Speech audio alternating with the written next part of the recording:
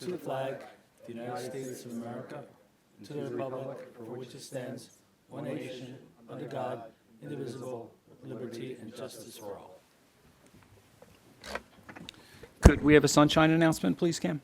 Yes, good evening, everyone. Today is Tuesday, September 23rd in the year 2025, and this is a Jersey City Planning Board meeting with a scheduled 5:30 p.m. start time. And in accordance with the Open Public Meetings Act, notice of this meeting has been given to the editor of the Bergen Record, El Espelito, and posted with the city clerk on September 19th of this year.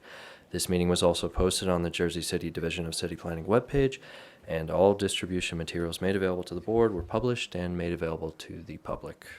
Okay, thanks, Cam. Could we have a roll call, please? Yes, Vice Chair Dr. Gonzalez. Here. Commissioner Gongadin. Here. Commissioner Wick. Here. Commissioner Stamato. Commissioner Lipsky. Commissioner Torres. Chairman Langston. Here. Okay, we have 7 commissioners present. We have a quorum. All right, thank you. Mike, could we swear in the staff, please? I see Matt, Joe, Matt, Sophia, Eric, Tanya, and Cam. Do you guys swear any testimony you give tonight is going to be the truth, the whole truth, and nothing but the truth? Yes.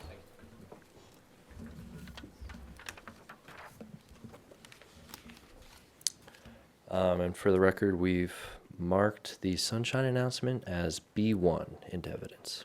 All right, thanks, Cam. Do we have any correspondence? Yes, Chairman. So on page 10 of the agenda, in new business, starting with item 17, we have requests to carry to October 28th. So I'll do a full recap down the list. So that is item 17, case P2025-0038. It's a preliminary and final major site plan with C variances.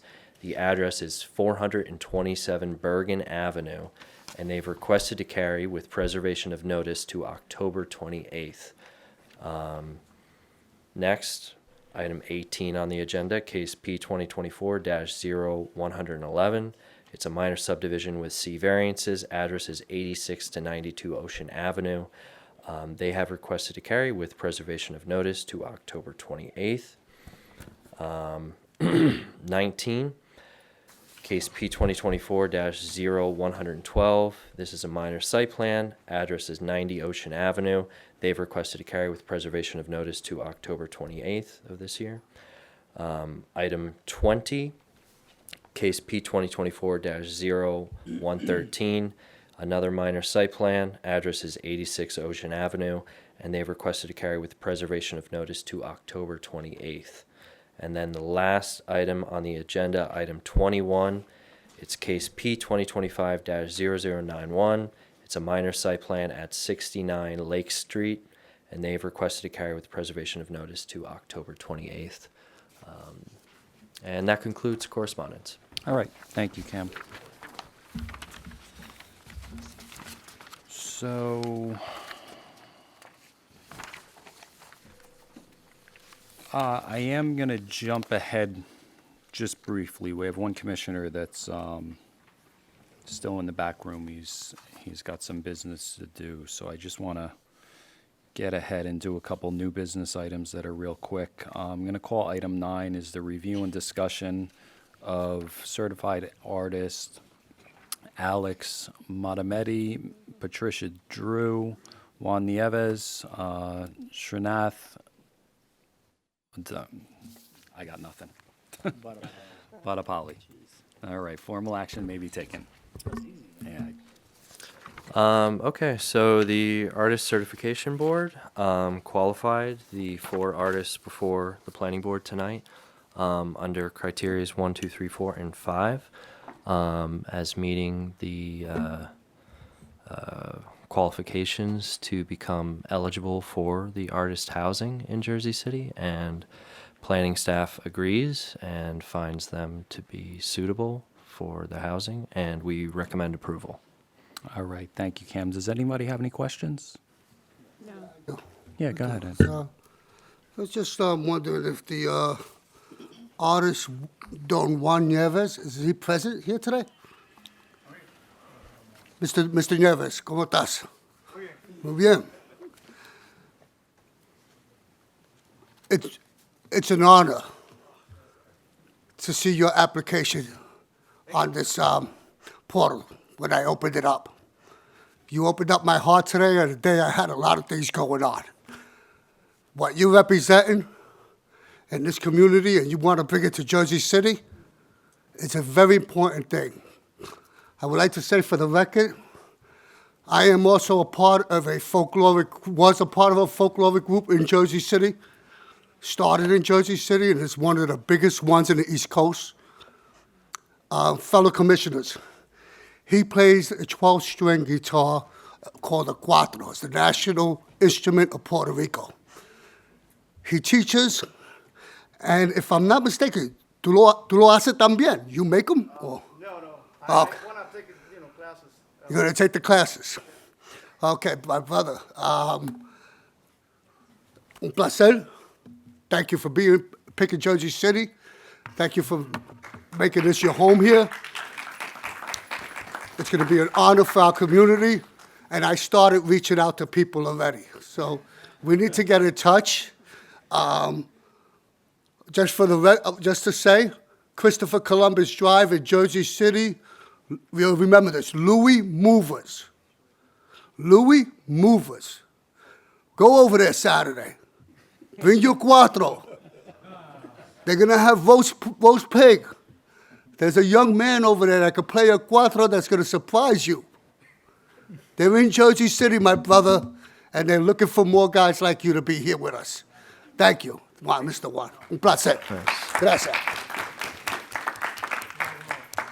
Now I know why you wore your chocolate. Now you know why I wore my Thank you, Ed. guayabera. Yes, I wore my guayabera in respect to Mr. Juan. Anybody else, any questions? Okay, is anybody here from public that wants to comment? Seeing no public. Please, come on up, sir. Good evening. Do you swear any testimony you give tonight is going to be the truth, the whole truth, and nothing but the truth? I do. For the record, please spell your name and give us your home address.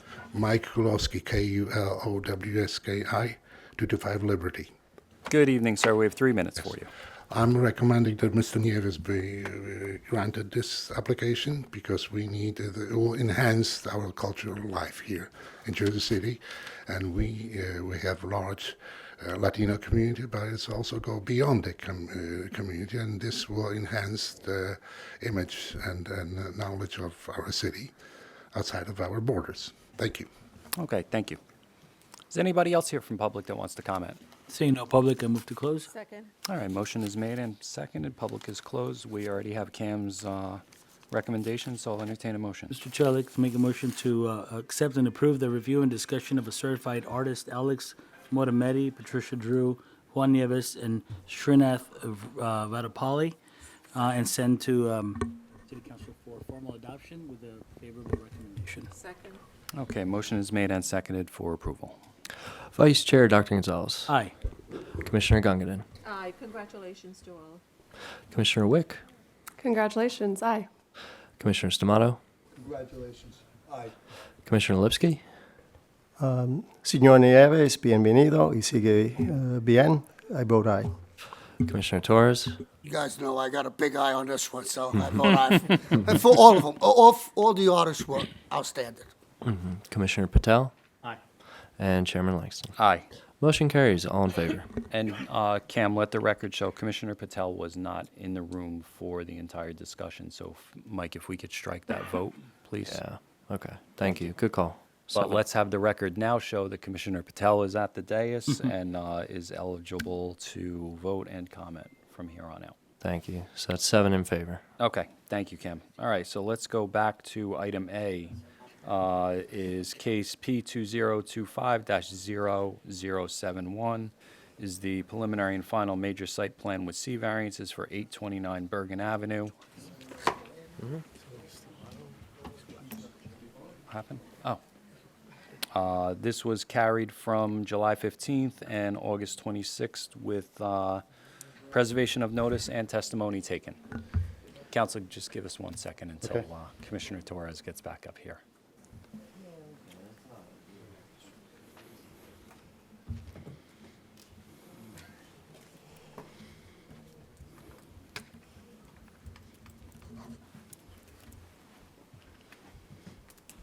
Sorry about that, Brother Commissioners. That's all right, no worries. So before we get started, council, let's just go through the board, make sure everybody's read the previous testimony if they weren't at the meeting or watched the videos. So I don't think I was here for either meeting, but yes, I watched the video for both meetings, and I'm eligible to vote tonight. Doc?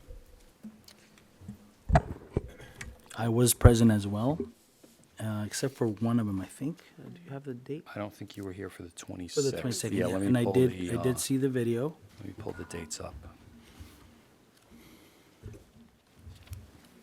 There was only one. Just for the record, I was not present in July, but at the August meeting, I did put on the record that I watched the video and watched it again today, so. Okay, Vidya, I think you were here for both meetings. I Commissioner? believe I was here for both. I don't think, I don't have you down for the 26th.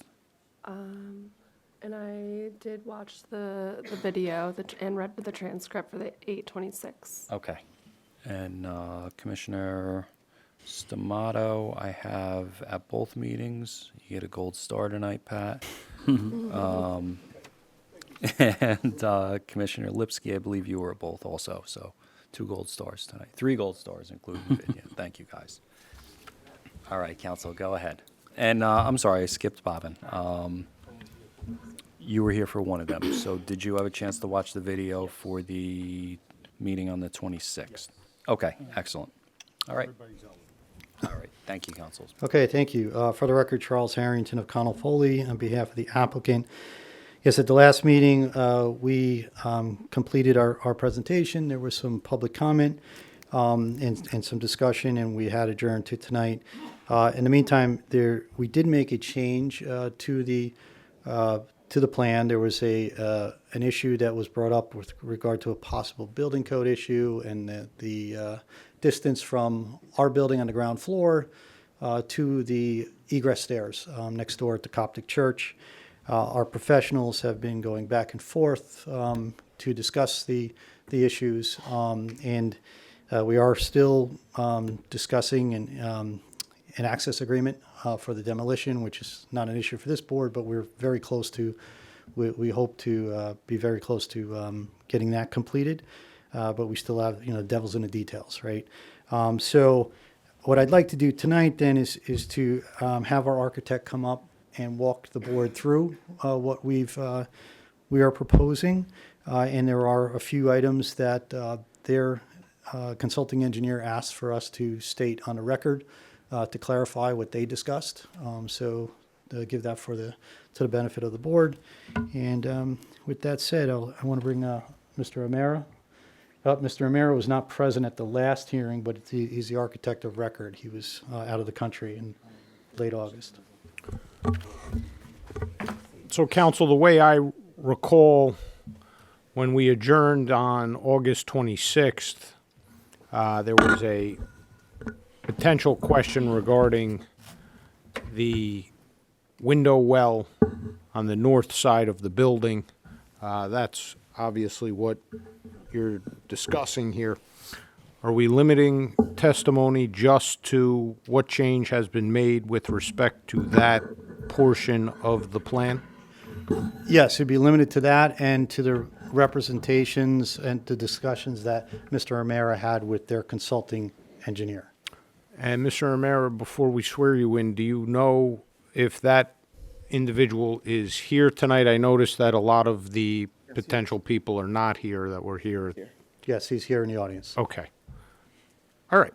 So, Chairman, with that, obviously, we will limit all comments to whatever's testified to this evening. Okay, thank you, council.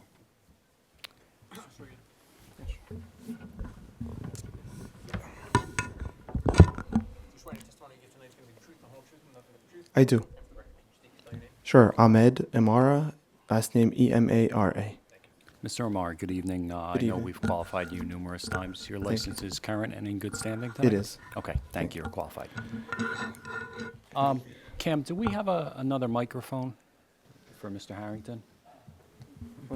It was left off the charger. I'm gonna see how much it charged, and I can get it up there. Okay. Yeah, because one thing I notice on the videos is Come closer. I'll just, that mic's a little hard to hear if you're not right up on it. yeah, I'll ask a few questions and get out of the way. Okay.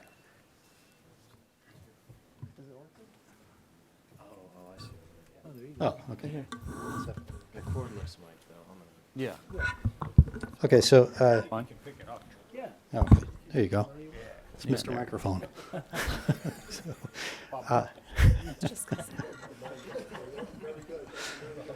Mr. O'Meara, you're familiar with the issues that were raised at the last meeting? I am. Okay, in between the last meeting and this meeting, did you amend the plans? We did. And yes. did you have discussions with consulting professionals with the church? Yes, we had. And could you then walk the board through the changes that were made, the discussions that were had, and some of the representations that were requested of you tonight? Certainly, yes. So I'm going to start with the discussion that we've had with the church, the engineer representing the church, just to put everything in perspective.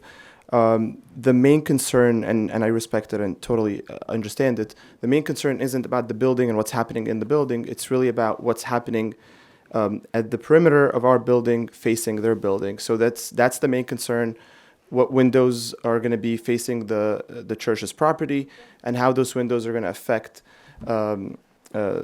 the church in case of fire. There is a second means of egress for the church that is along in that alleyway, basically, or the pathway between the church and the our proposed building.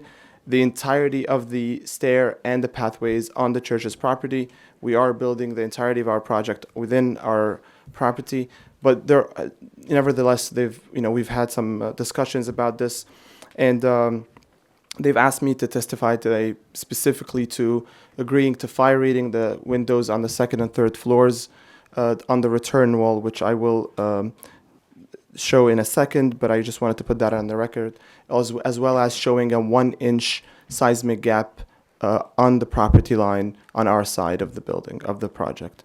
I wanted to get those on the record in the beginning, and those will be shown in our construction documents as we discussed with them. Just before you go any further, just so you get on the record, I believe Magdi is here. Yes. And there's, late this afternoon, there's apparently a disagreement or misunderstanding as to what would be fire rated, the windows above the third floor.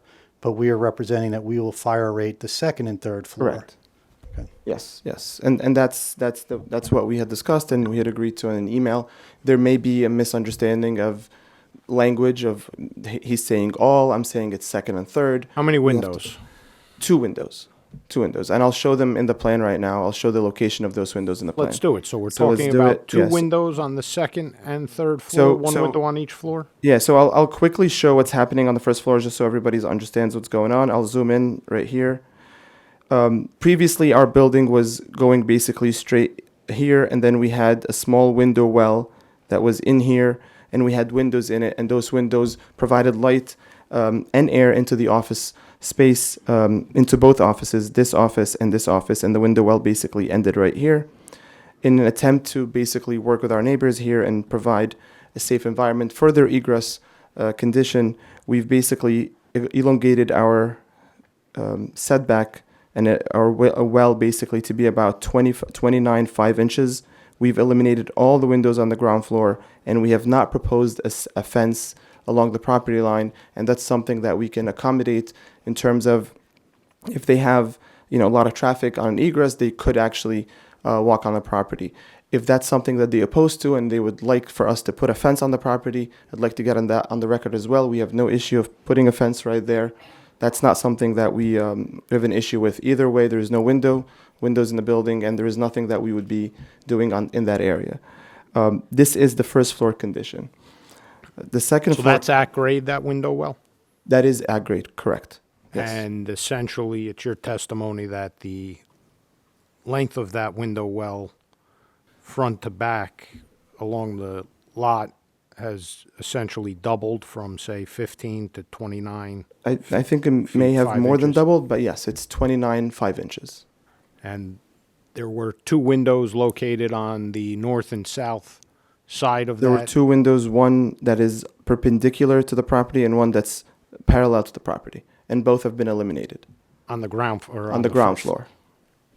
Okay. Right, which the concern there was trespassing could happen from both property into each other. That's what we had discussed with their engineer, as well as just safety issues. What happens to the window if it gets broken or something like that? We had previously put a wall that's 6 feet high with a 4-foot metal fence, but I think in discussions and based on the transcript also I read from board's concerns last time, we've just basically decided to eliminate the windows completely. We can do away with them, and we've increased this window well to just create more of a space there and separation between the egress and our building. But the con- window this is well has not gotten any bigger in terms of depth. depth. No. Okay. And then the condition on the second floor remains unchanged, and the agreement is this. I'm going to zoom in even more. This window here that is perpendicular to the property line would be fire rated on the second and third floors of our building. Emmett, could you just explain what that means to be a fire-rated window? So sure, I've also read that in last time, so I'd like to clarify that, even though this is not really the topic for discussion of planning in terms of building code, but just to clarify that, because I did have this discussion with the engineer as well. The building code allows for a certain amount of openings within a certain distance of the property line, and I want to stress on that point specifically. It's within a certain distance from an interior property line, meaning a property line between two lots. Exterior property line is one facing the public right-of-way, a street or an alley or a path or something like that. In this case, this is an interior property line between two lots. Now, the fire rating of a wall is based on the separation distance between the wall and the property line. I said that so many times because I'm going to explain this in a second. If there's a building on the other property similar to this, that's 2 feet away, 3 feet away, 10 feet away, 100 feet away, no building, that does not affect the fire rating of my building's wall. The building's wall is based on the property line, where the property line is. End of discussion. That's what the code says. That's one thing. The second thing is W04, this window right here, is not regulated within what I just said, because this is a perpendicular window, not a parallel to the property line. That's our interpretation of the code. That's our reading of the code to satisfy the consultant we've been dealing with, Mr. Youssef. We also sent an email to DCA, which I have a copy of it today. They responded, and it was very clear that windows perpendicular to the property line are not regulated under that. So within all of these discussions, I've had discussions with Magdi, whom I know very well because we work on other projects together also. I explained all of this, and their concern was basically, okay, what happens if there is a fire on your end and we're using our stairs? And within this understanding, I basically suggested that our second and third floors windows would be fire rated glass. It's not required by code. It's not in the code, but we're doing it as basically just a sign of being a good neighbor and good measure for safety on their side. So that's the full discussion here. Among other things, obviously, we discussed, but those are the main things. There are other things that we discussed, the SOE condition and other things that have to do with construction, which I don't want to bring into here, but this is the main thing, and I did agree with them, and I did tell them in an email that I will be testifying to this today. And Mr. Harrington, in the event that it is arguably determined that the interpretation of the code is wrong, and that those two windows on the second and third floor, we're only talking about two windows, but if it's determined that they violate the code and cannot be placed there because they are within a certain distance and argued to be perpendicular to that property line. If that were to be the case, they wouldn't be able to be constructed, and that would be the solution to, if the interpretation of the code is wrong. Is that fair? Yeah, that's fair, yeah. Because after any planning board approval, we have to go through the building department, and they're the ones that review the building code. So, and I've had projects in the past where they get to the building department and say, well, this is not up to code. That's why you have a standard condition in all the approvals, that if there are changes that are required by the building department, the applicant needs to go back to the Division of Planning staff, review it, and see if that's a change that can be made at the staff level, or we have to come back here. But just because this board approves it, it does not mean it approves it as with regard to a building code requirement. I agree. I guess the only question I have is or are those two windows necessary for the two units that they are attached to? They are, and it's my Opinion. belief and opinion that this is to code, and if the building department interprets the code otherwise and they deny us from putting these windows here, we'll have to do exactly what Chuck said. We'll have to either figure out, actually in this specific case, we'll have to figure out if we remove the windows, if the units work.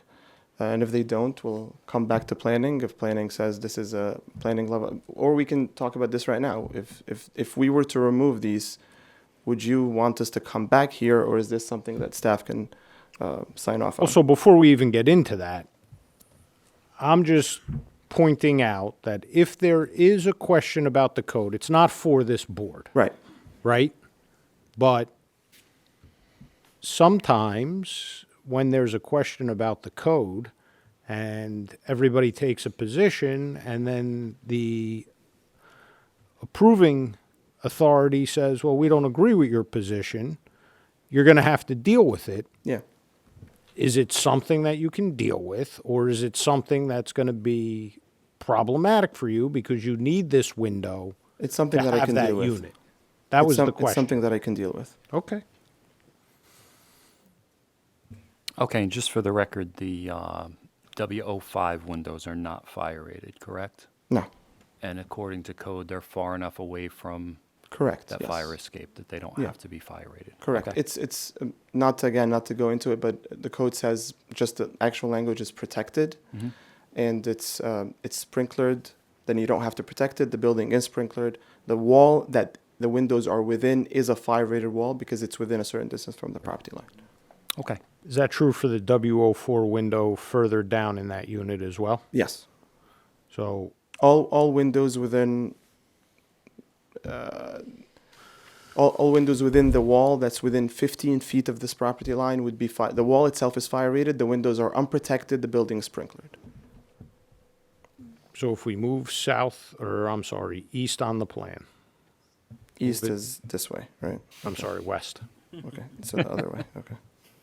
Your east, my west. There you go. There you go. That W04 windows, Yeah. those are also fire rated? No, just the windows that are adjacent to the fire escape or the second means of egress. But the wall is fire rated, The wall is absolutely fire rated. protected because of the sprinkler system. The windows are. In this case, we will protect these windows by fire rating them, but the code does not require us to protect them because the building is sprinklered. Yes, exactly. And that repeats on the third floor as well, That the same condition repeats on the third floor, but That's not on the accurate. fourth floor because you're above the building That's at that above, point. exactly. Okay. Understood. Anything else? I think that I mean, covers. I do want to mention just one thing, just so we're on the same page here. Since I'm looking at this,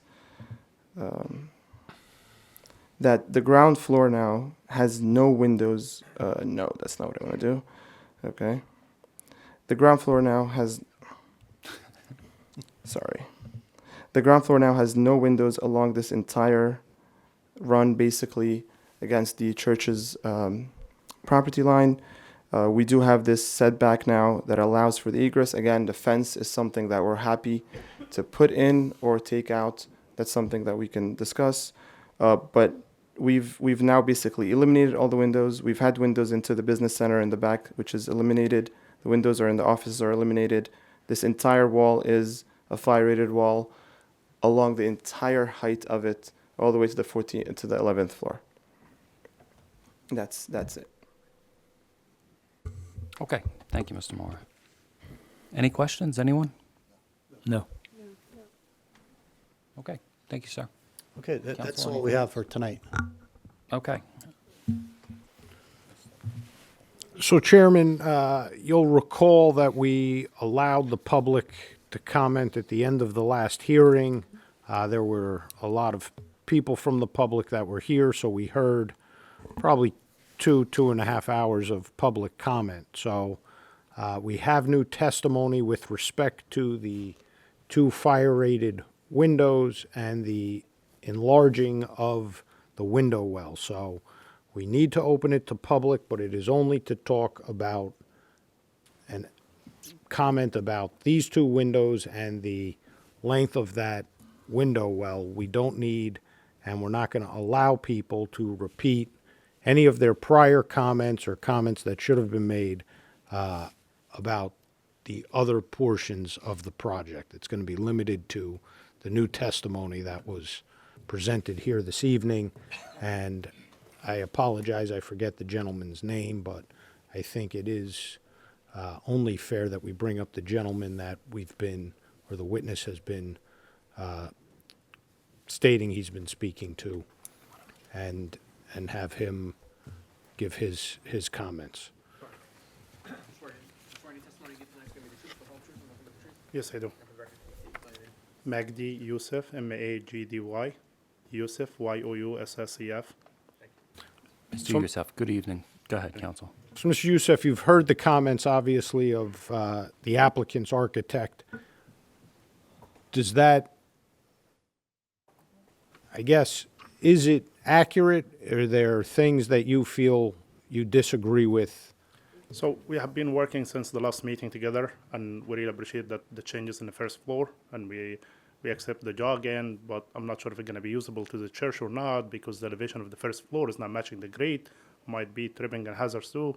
So we'll think about it, and if we need a fence, we'll tell him it just to prevent any tripping and hazard. But in regards to the windows, as we discussed, we need all the windows near to the platform because we were worried about the fire rated issue to be fire rated. And he selected to do second, third floor only, but we were asking for the fourth floor because we have another platform at the fourth floor too. We have been in meeting today until 5:30 about this, and he's still not agreeing to it. There is another point is the mechanical equipment at the roof level should be Berkut at 25 feet from the property line. We asked him to confirm it. We asked him to show it us in the plans. There is no confirmation to now. The 2 items for the fire rated window well and the equipment. But there are many items about the demolition plans, about all the construction items that's still in progress and it's not addressed now, as we discussed last time. And we hope we conclude it so we can reach to a neighboring agreement or access agreement as the request. All right, so, Chairman, if I'm hearing the gentleman correctly, Mr. Harrington, correct me if I'm wrong, you're willing to fire rate second and third floor, not willing to do the fourth floor, or are we willing to do the 1 window on the fourth floor as well? We had a discussion on Thursday, and we sent an email about second and third.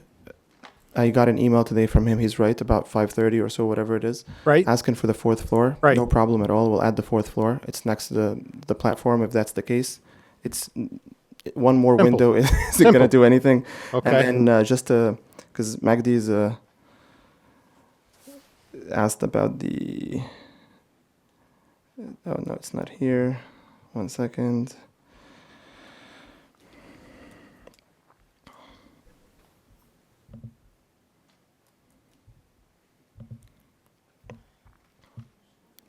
The mechanical equipment is 25 foot 3 inches from the property line. I also want to remind Magdi that it's also 11 stories above ground, so there's not going to be any noise. Don't worry. No, it's a good requirement. We're not asking for anything. I'm just saying, there's no noise. Okay, anything else, Mr. Youssef? The requirement about the construction documents, about the SOE and about demolition, about all this stuff we have been emailing back and forth. It's not addressed till today, and we hope they will address it. For example, the not the fire escape, the second means of egress for the church is located 6 inches from the property line. They're excavating 15 feet below that. We are asking for supportive excavation for calculations for proper construction there, so there is no movement or adjustment. If the second means of egress closed, then that means we're impacting the use of the church itself. So, Mr. Youssef, that's outside this board's I understand. jurisdiction. I think obviously what you're asking for on behalf of the church is not unreasonable. It's a valid concern. I am sure that the parties are going to be able to get this taken care of. Obviously, Mr. Harrington is very well aware of the responsibilities of the property owner to make sure there's no damage to the church's property, and I would imagine the removal of the lower level is probably something that's beneficial to that situation. I would think that, but I'm a lawyer, not I think so. an engineer. Right, and for the record, yeah, I believe we're very close, both sides, both professionals for the church and my clients have been working very hard and diligently on this. They've exchanged additional plans. We thought we were at the goal line this afternoon, and then, as happens, there were some other issues that we really have to just clean up, but we look forward to working with Magdi and the church to work that out. Okay, thank you, counsel. Thank you, sir. Thank you. All right, so if there's no other questions from the board, I will open it up for public comment. Go ahead, Ed. For the record, the 1 inch gap, because you wasn't here the last meeting. Yes. right? So that 1 inch gap, you are gonna design something that will be sealed? I did mention it in the beginning. Yes, we would be putting Yes, I a know 1 you inch mentioned seismic gap. Yes. Yeah, that'll be taken care of. Yeah, of course. Okay, that's all I have. All right, thank you, sir. All right, nobody else? No. Okay, so let's open it up for public comment. Once again, we can only comment tonight on the testimony that was given at tonight's hearing. Pam, You swear any testimony you give tonight is gonna be the truth, the whole truth, and nothing but the truth? I do. Thanks. If you could just My name is Pam Andes, and I'm council aide to Councilman Rich Bogiano. I just want to thank all the commissioners. I do not envy your job or time, and I've known most of you. I want to say my daughter is 15. You put a cast on her Yep. when she was 1.5. I hope she's okay. She's she's Wonderful. fine. She's fine. But it's wonderful seeing you all. Thank you. Councilman Rich Bogiano of Ward C would like me to convey the following on the changes for the property line between the new development and the church. I represent the residents. I'm not an expert on planning. Fire is a real issue because it already happened. So I'm asking the commissioners, do the right thing. Residents from Highland Avenue, DeKalb, and Bergen Avenue did not get a chance to meet with the developer about the new changes. We tried to have a community meeting with Mr. Harrington, but unfortunately, that community meeting did not happen. There was a funeral, and then there was a wedding. That's pretty much it. Please, consider the strictest standards there are for this church. Represents a wonderful community, as well as the Highland Avenue residents, the Bergen Avenue, the building on the other side, and then DeKalb, the residents behind. Thank you so much. Thank you. Okay, anybody else from public? Please come on up.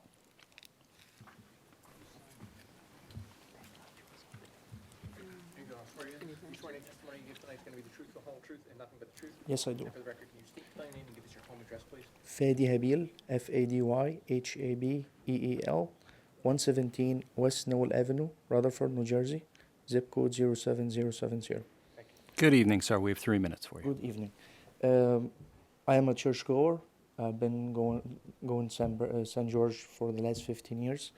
I am also a licensed professional engineer in the state of New Jersey, and I've done thousands of applications in temporary protection and demo plans. And I want to be on record. We've been working with the contractor and the architect, but they have a demo permit without the proper documentation approved by the city, and we just want to be on record for following through while we finalize an approved document to be seen and approved by the Department of Building. So we have enough protection for churchgoers, neighbors, pedestrians through demolition and after, until the new building goes up. In addition, I have not seen the SOE plans or calculations or any engineering documents supporting the fact that an 11-story building is going to go up against two small buildings. And just common sense, the weight of the building will have a surcharge on the two other neighbors. So also I want to make sure that the proper engineering documents, construction documents is overseen by the planner or the city zoning officers, and it's thoroughly reviewed and approved. Okay, thank you, sir. Council, Mr. Harrington, do you disagree with any of that? Those documents will be in place before demolition, any construction starts? Yeah, That will be on that's- record with the building department? Yes, that's all part of the access agreement that we're working on. We've made those agreements already. Okay, excellent, thank you. Okay, anybody else? Please, come on up. Hello. You swear any testimony you give tonight is going to be the truth, the whole truth, and nothing but the truth? I do. For the record, please state your name and give us your home address, please. Danielle, Danielle, Dadamo, D as in David, A, D as in David, AMO, 72 Hopkins Avenue. Good evening, ma'am. Good How are evening. you? We have 3 minutes for you. My concerns are rooted in the well-being of our community, the safety of our residents, and the process that brought us here. First, the developer, like Ms. Pam Mendez said, did not meet with the community on revisions. This is not a small detail, it's a fundamental part of what makes development responsible and inclusive. Residents deserve to have their voices heard before changes are made, not after. When the process shuts out the very people who will live with the results, trust is broken. Secondly, there are serious fire safety concerns that you heard today. Any project of this size must be designed with the utmost care for emergency access, evacuation routes, and the capacity of our local fire services. Cutting corners or leaving questions unanswered puts lives at risk, and that is unacceptable. Third, there are construction safety concerns, like others have just stated. We have all seen the impact of large projects: dust, debris, blocked sidewalks, unsafe work zones. Without clear safeguards and accountability, workers and neighbors alike are exposed to hazards that could be prevented with proper planning. Finally, I want to emphasize that the community is not against the development. We are against development that ignores safety, transparency, and accountability. Growth should strengthen our neighborhoods, not jeopardize them. For these reasons, I urge the board to take these concerns seriously and stand with the residents who call this area home. Thank you for your time and consideration. Thank you. Anybody else?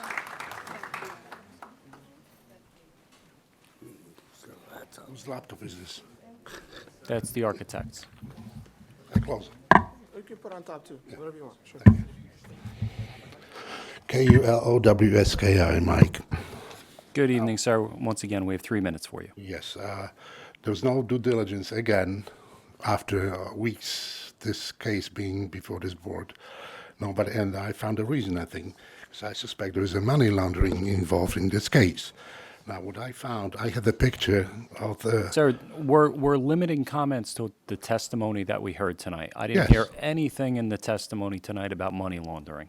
But there was another person on picture of your own paperwork here, Mr.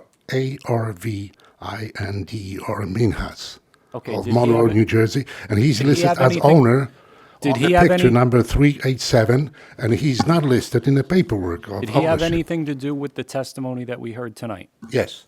Now, there was Please tell me what it is before asbestos. you I suspect there was go on. Talk asbestos. about in- asbestos tonight, Why not?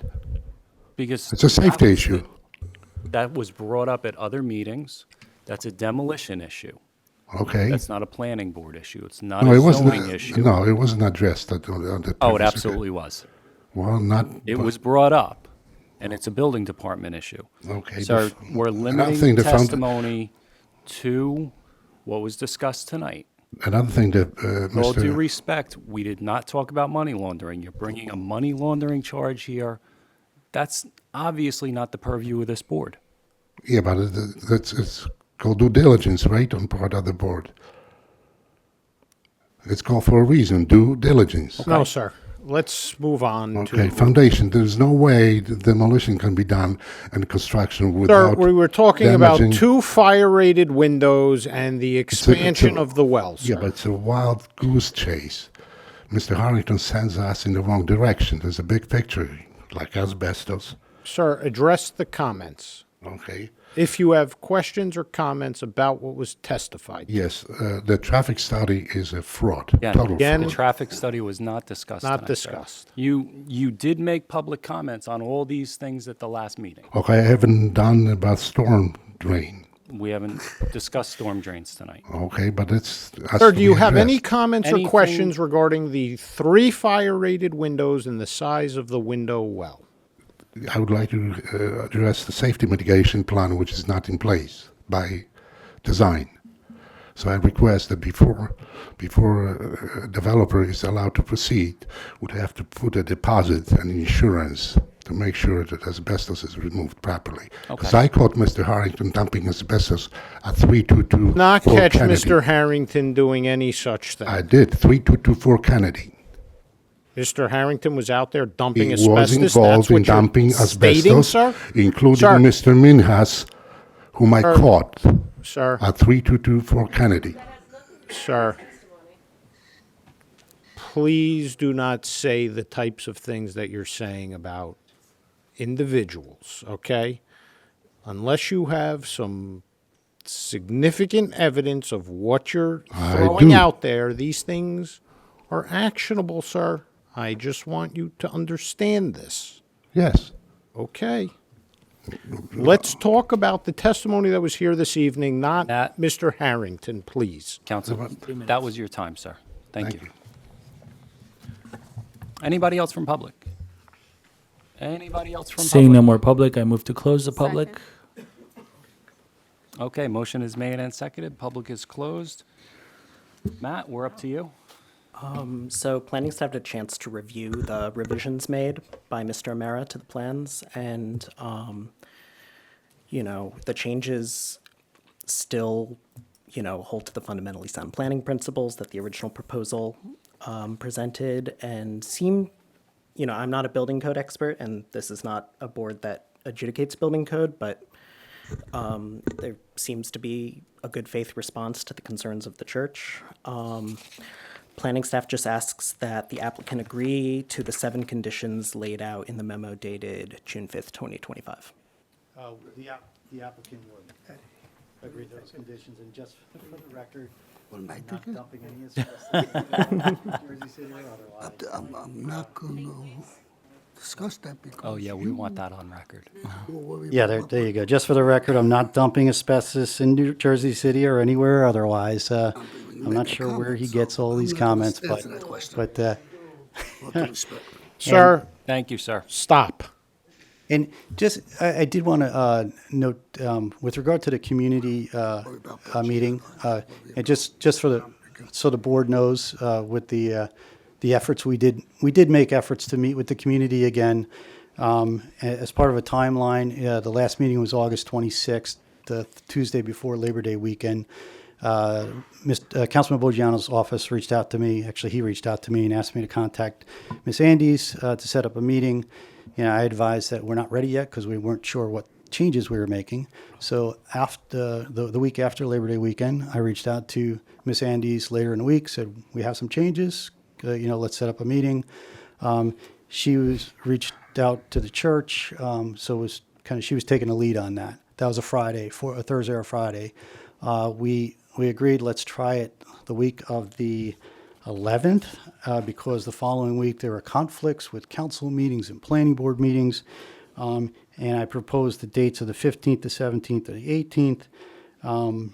Nothing came together at that point, and actually that Friday the 12th around 3:30, I got a call from Councilman Boggiano saying Pam should not be setting up these meetings. I should be setting up these meetings. So then I reached out to Mr. Shaljan over the weekend, asked him to reach out to his client so we could do this. And then I got there was an email string that said the councilman's office should be doing it, not me. So at the end of the day, we made ourselves available as well last night, even though it was Rosh Hashanah. So there was not an intent not to meet again with the community, but there was this small change that our professionals, both sides, work diligently to complete so they could have it before you tonight.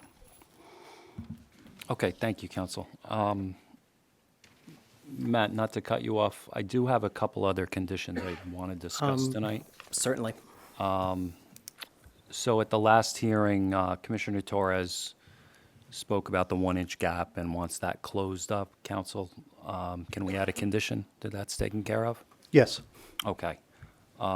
Number 2, to abandon the previous approval if this is approved tonight? Assuming that it goes beyond the 45-day appeal period with no appeals. Sure. Okay. And third, there's restrictions on the retail uses. Can we define exactly what those are and put that in the resolution Yeah, we had as a agreed. condition? Yeah, I believe, and we have a side letter agreement with Mr. Shalgin Okay. on that. I believe it was no cannabis type of use, no liquor store, and no adult store. And that, we're okay with it being in the resolution. I was advised that that's something that the board may not want to do, so that's why we have a side letter with Mr. Shalgin as to that. It was discussed at our meeting, so I'd prefer that it was in the resolution. And we would provide it in a deed restriction. Okay, perfect. Chairman Langston, it's the opinion of planning staff that this condition might not be an appropriate scope. Of course, the applicant is free to enter into any sort of private agreement with the applicant, but there's, from my professional planning opinion, there's no nexus with the variance requests, that condition, nor with health safety concerns. So we're going to highlight that the applicant has agreed to place a deed restriction on the property. It's not a condition of the resolution, but the resolution will identify that the applicant has agreed to place a deed restriction for those 3 items, and then it'll be up to the applicant to place that deed restriction on the property. But it will not be listed as a condition of approval. It'll just be having been testified Understood. to by the applicant. Understood. All right, so it will be a finding of fact, not a condition. Okay. Yeah, I definitely think it should be reflected somewhere in the resolution, just being that it was discussed.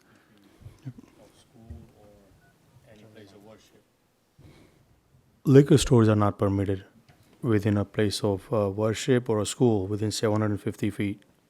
That's the law. Yes, so there are land use restrictions that would govern these as well. Yeah, you would need, not to go down that rabbit hole, but you would need an exemption from the church or school.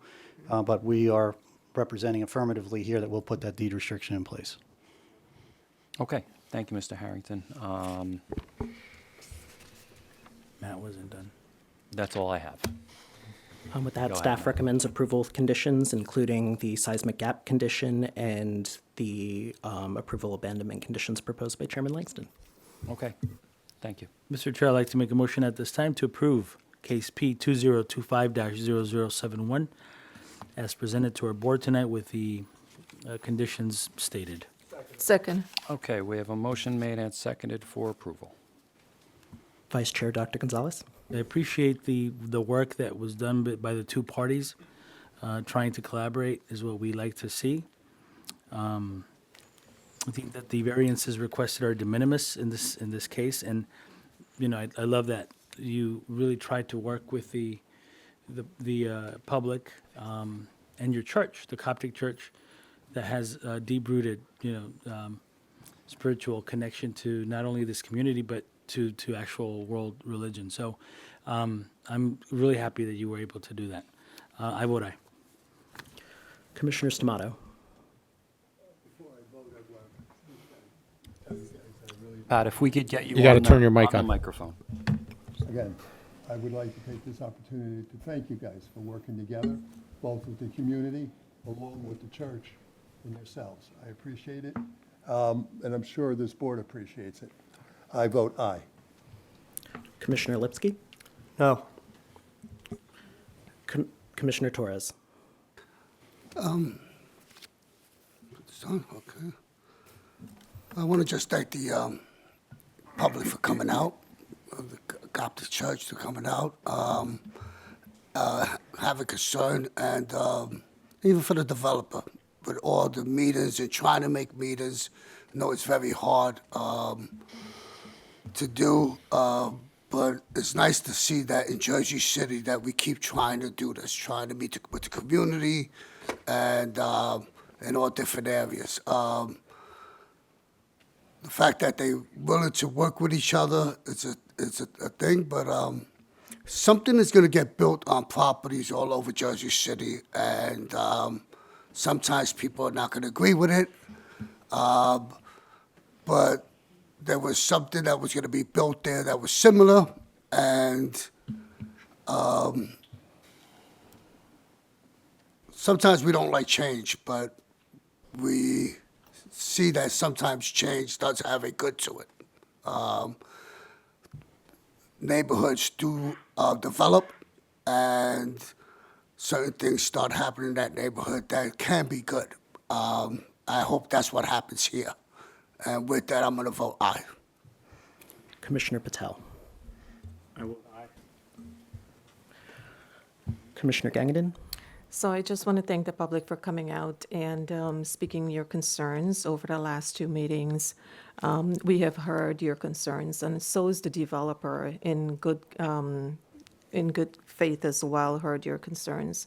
And so based on the revised plan, I think those concerns were very much communicated there. I'm very comfortable going forward on this, so my vote would be aye. But I also would like to say to the developer, be good neighbors to the church as well, and work hand in hand and collaborate on every effort that needs to be done. Thank you. Commissioner Wick. Yeah, I think it's great to see the passion on both sides, and I agree with my fellow commissioners on everything they've also said, and I'm also going to vote aye tonight. And lastly, Chairman Langston. Yeah, so I want to thank the applicant for, making the changes last minute. I think that changed hearts and minds on the board at least. This project is really, aside from the parking change that came up because City Council, inevitably passed an ordinance that said parking didn't have to be placed here. It's no different from the previous approval. These are variances that are pretty normal for an infill project of this size, of this lot size. So I think overall it is a good project. I appreciate everybody coming out and voicing their opinion. And my vote tonight is going to be aye. Motion carries 7-1. Okay, thank you, everybody. Thank you. Thank you, council. All right, let's move on to new business. Item 10 is case P2025-0165. This is a bird-friendly design standard.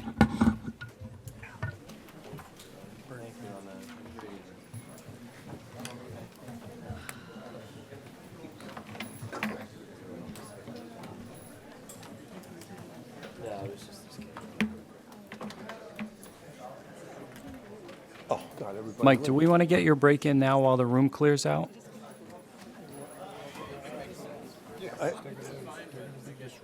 Okay. Yeah, why don't we take our break a little bit early tonight while the room clears out a little bit, and we'll be back in 10 minutes. 025-0165 is an ordinance regarding bird-friendly design standards. Okay, Who's presenting here? Sophia, I you will presenting? be presenting. Okay. Good evening, everyone.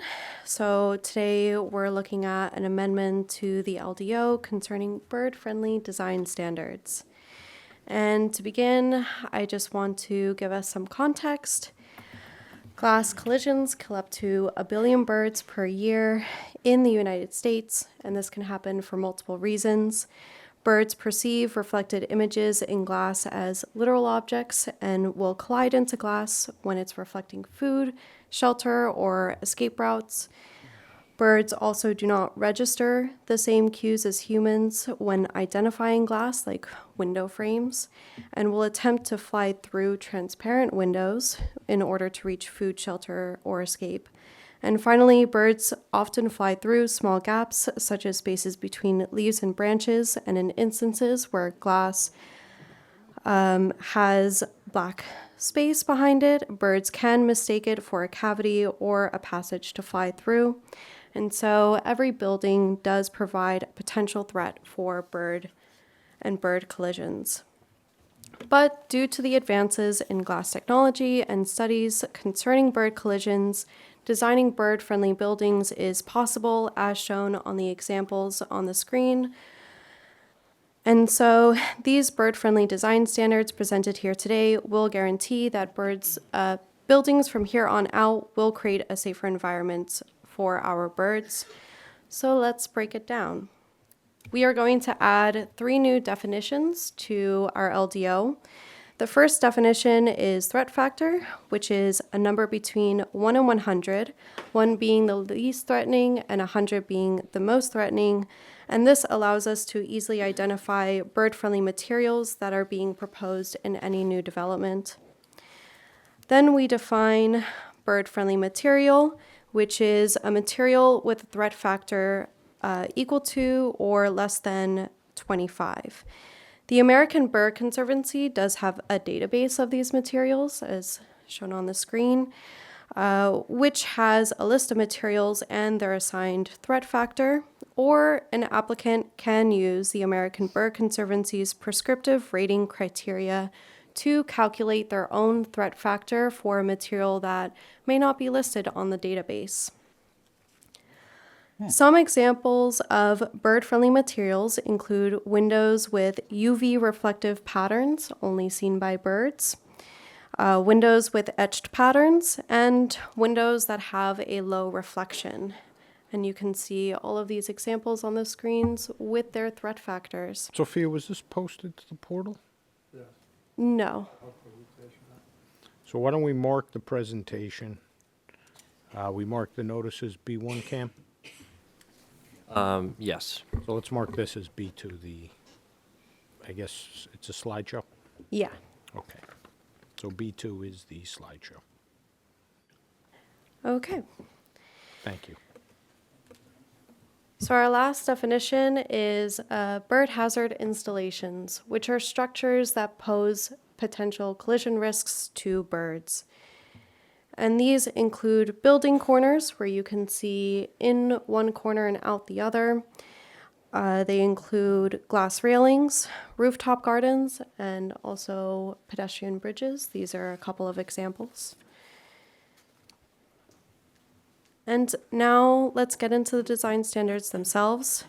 These will be located in section 345-62 and section 345-63 of the residential and non-residential design standards. And we first talk about in these standards when they will apply. They will be applying to any new construction, rehabilitation, and additions that require site plan approval. In the instance that site plan approval is not required, it will be encouraged, except when we identify a bird hazard installation, aka those structures or portions of a building design that pose a significant risk to birds. Now, where will these bird-friendly materials be used?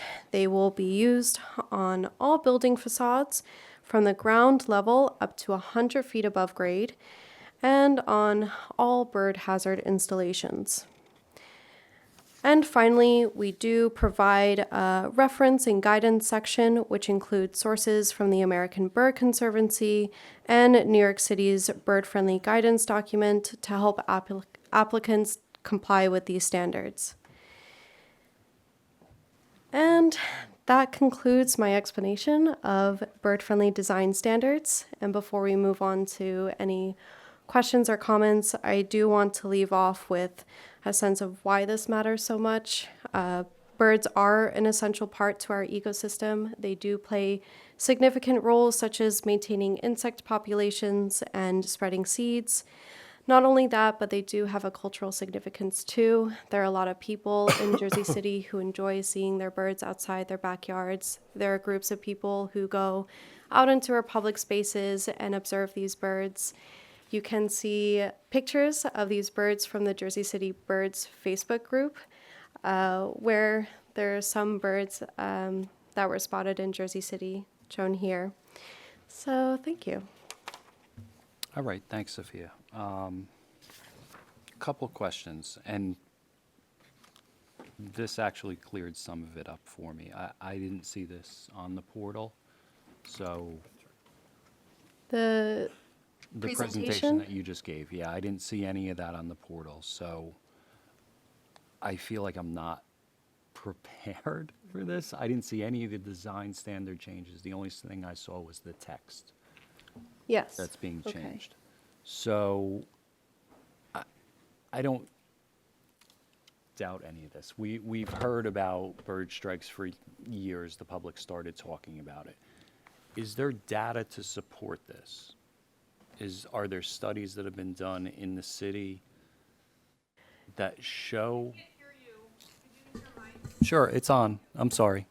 So I'm just trying to find some kind of data that supports it. I don't doubt that it's real. I'm not a weird conspiracy theorist, but to make a change like this, I think we should have supporting data. So is there anything? Have there been studies done, not a nationwide study, because obviously different topographies, different cities have different design standards. So is there something that's happened here? Specifically in Jersey City, I know that there are bird groups that are doing these studies. I have not seen any data from Okay. these studies quite yet. So in the, I'm sorry, did I cut you off? I just wanted to add that a lot of these points that we have been using has come from the American Bird Conservancy, which lists a lot of data as to threats to birds that they are facing and how to address them. Okay, so I did see web links on the portal in the text. I don't want to go down a rabbit hole and look at data that I'm not supposed to be looking at that doesn't support this, or that goes the other way against it. So that's all I was looking for, was just some kind of data that shows the significance of what we're doing tonight, what we're proposing tonight. My other question. So can I speak to that, Sure, Chairman? go ahead. So in the amendment to the ordinance, baked into it on Section 3, Part A, there's a link to the American Bird Conservancy. Sure. And so when we click into that, there are model legislations which include urban, New York City, and a whole host of data. I mean, it says upward of $1 billion, but that's a projection. Sure. But they're saying at least half of, like 500 million birds. So I think there's at least sufficient reason or data produced from this American Bird Conservancy that brings this to the fore. Sure. No, I'm not I want to jump in. I saying don't it's mean to not. cut you off. Go I'm ahead. done. Is this on a yearly basis that we're losing that many birds? We'll give everybody a chance to speak, believe me. You don't have a mic either right now, but we want to hear from everybody. That would be, it's definitely my concern. Yeah. I'd like to have that, see if I can get that information also. It is on a yearly basis. It's based on a Yes. yearly basis. Okay. Okay, good. All right. Now, again, my understanding and based on how we're, the height that we're asking for these changes to be at, Yes. why are we exempting projects that don't require site plan review? Because those are generally projects that are smaller in scale, but they fall within that same height. Yes. So why exempt them? So our as of right developments, which I actually also review, let's start with just the example of new construction as of right building. It's typically 3 stories, 35 feet tall on a 25 by 100 lot. These buildings are residential buildings, which usually have windows with insect screens behind them and curtains and objects. And so these are all factors that, especially when it concerns birds colliding into glass, will help prevent that. We don't really foresee in these types of buildings any hazards to birds. But also, in that instance, if we do identify a bird hazard installation, so for example, a glass railing on a terrace or a roof deck, we will have every tool in our toolbox, every ability to enforce and require people to use bird-friendly materials. But we also wanted to be careful not to be overly burdensome to homeowners and to ensure that the review process can remain efficient, because we have a significantly smaller window to review these applications. No pun intended. with the window. Yeah. But to the chairman's point, the American Bird Conservancy says that buildings that are 4 stories or fewer represent the greatest number, or the greatest opportunity for birds to crash into. We did, if it does reassure the bird, have meetings with the American Bird Conservancy, and I recall that this wasn't a point of concern for them. It may not be, That but is, I'm just saying is it. that is our logic. Well, all right, fair enough. So from a cost aspect, Yes. again, a building that doesn't need site plan review, that cost impact is, percentage-wise, I don't know where it is. But, just on a project-to-project basis, it's a much easier lift maybe for a 4-story building with, what are we talking about? 8 windows on the front of the building, something that wouldn't require a site plan review.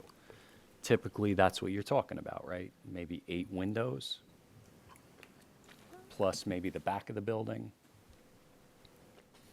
Yes. Well, a bird hazard installation would be perhaps when a 3-story building is proposed and there are floor-to-ceiling glass on a whole facade. That is when we'll require a bird-friendly material to be used. In other typical windows, we will assume that insect screens are being put behind them.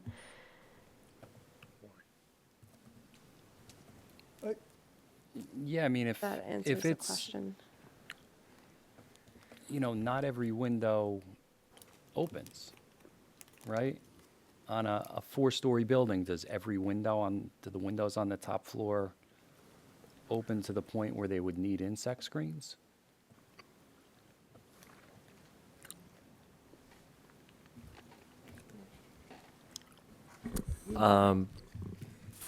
So That'd be just for- logistically, the threshold is largely so planning department staff can vet it. But as far as like the site plan review, threshold goes, but I see what you're saying. The ability to enforce through zoning department reviews and applications that don't go through site plan is logistically something that we'll have to work out through in the future. But for now, this is the best option for us to allow for this to work. But there are curtains and blinds and other methods that allow birds to see an object there so they don't fly through it. And those actually are cheap methods to prevent bird deaths as well. But are we requiring curtains or blinds or insect screens on the smaller buildings then? They won't be a specific requirement. Okay. They won't. So that might be problematic, right? So while it may be cumbersome to deal with the enforcement aspect of it, you can still make it a requirement and put it on Yeah. the applicant, right? I don't Yeah. know that the planning department is reviewing for compliance purposes of all building materials, are we? We do review building materials, but the planning department doesn't review all development.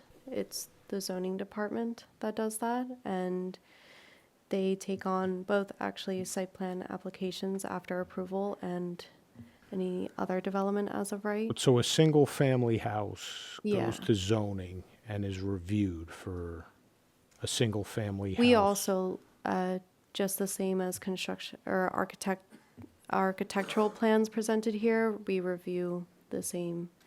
When you say "we," we're talking about the zoning branch, Yes, the division of right? zoning. So the Division of Zoning gets a single-family house, and the question is, does this comport with the zoning ordinance, which now would have this amendment to the ordinance about bird-friendly or bird threats?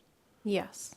So In the instance that we're enforcing it, we have every right to require material details that prove that bird-friendly materials are being used.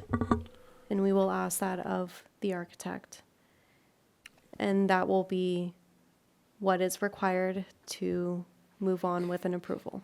But I use the single-family house as the example because it's exempt from site plan, right? It's a single-family house exempt from site plan, but they still have to go through zoning. Yeah, they for still have to purposes go through a of- review to comply with every zoning standard. Right. And if they don't, if there's something that isn't complied with, it gets flagged, in theory.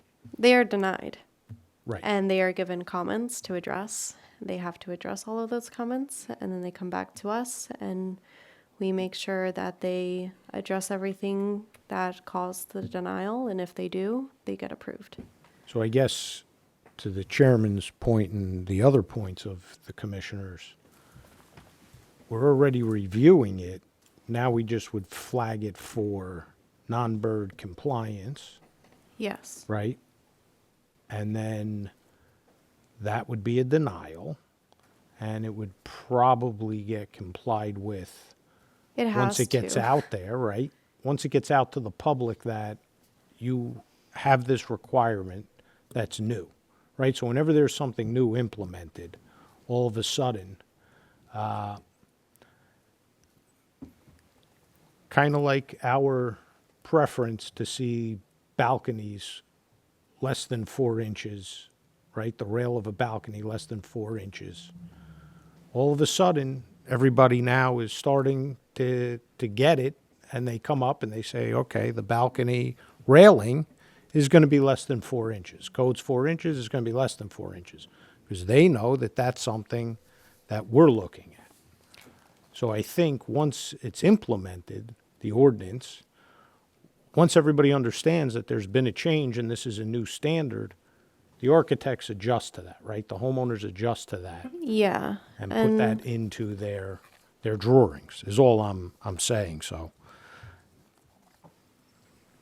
I don't think we should be necessarily distinguishing between site plan and non-site plan applications. I think that's problematic. But of course, this would have to go back up to the council for their consideration. We're just making comments, so I think that might be problematic. Okay. I have one last question. And This kind of speaks to, this is in line with what I'm talking about here. Is there an appeal process? So the concern is large-scale glass, correct?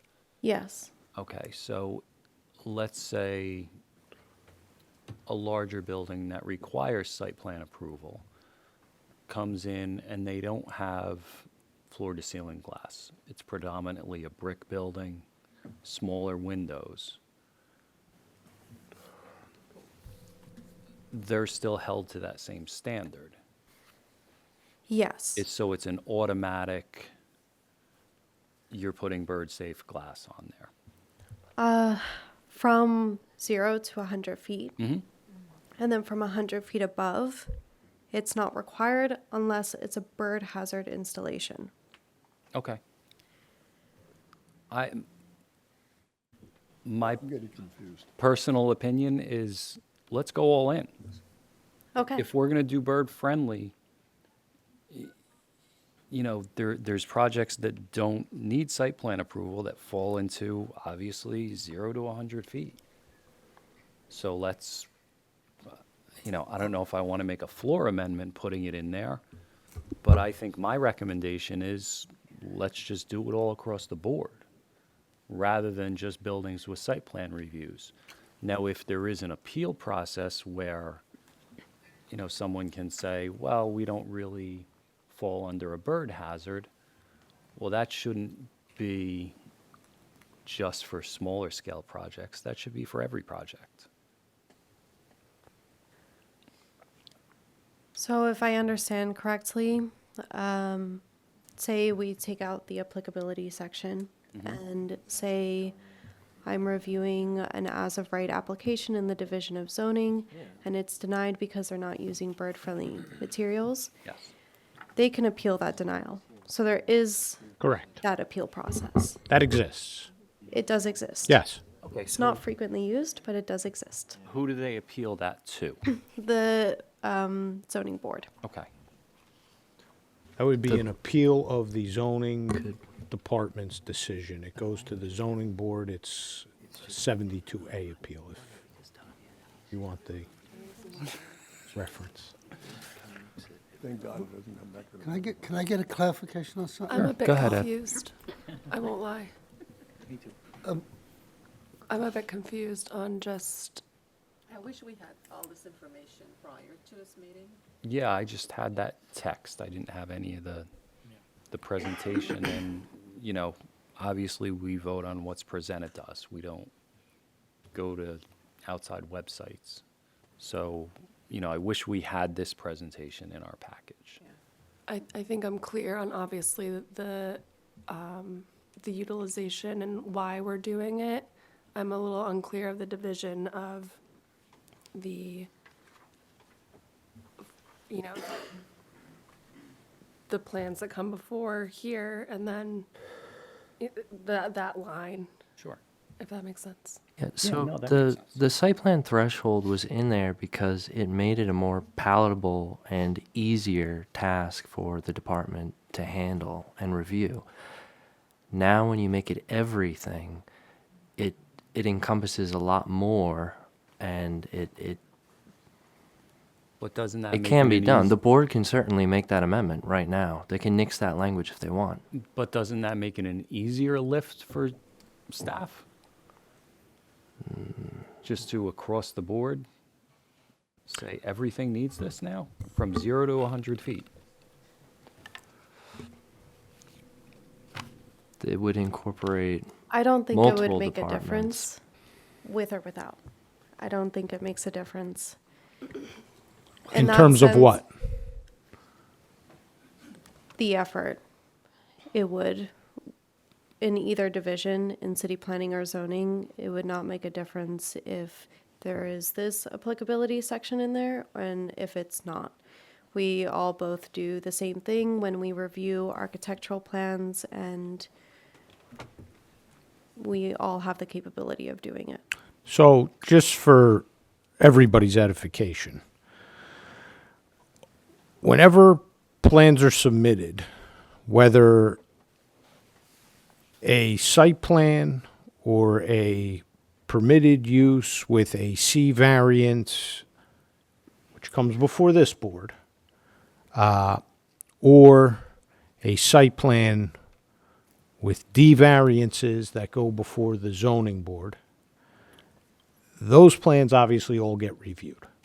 And they get reviewed and determined what the variance relief is, which board has proper jurisdiction. So that happens in the zoning division.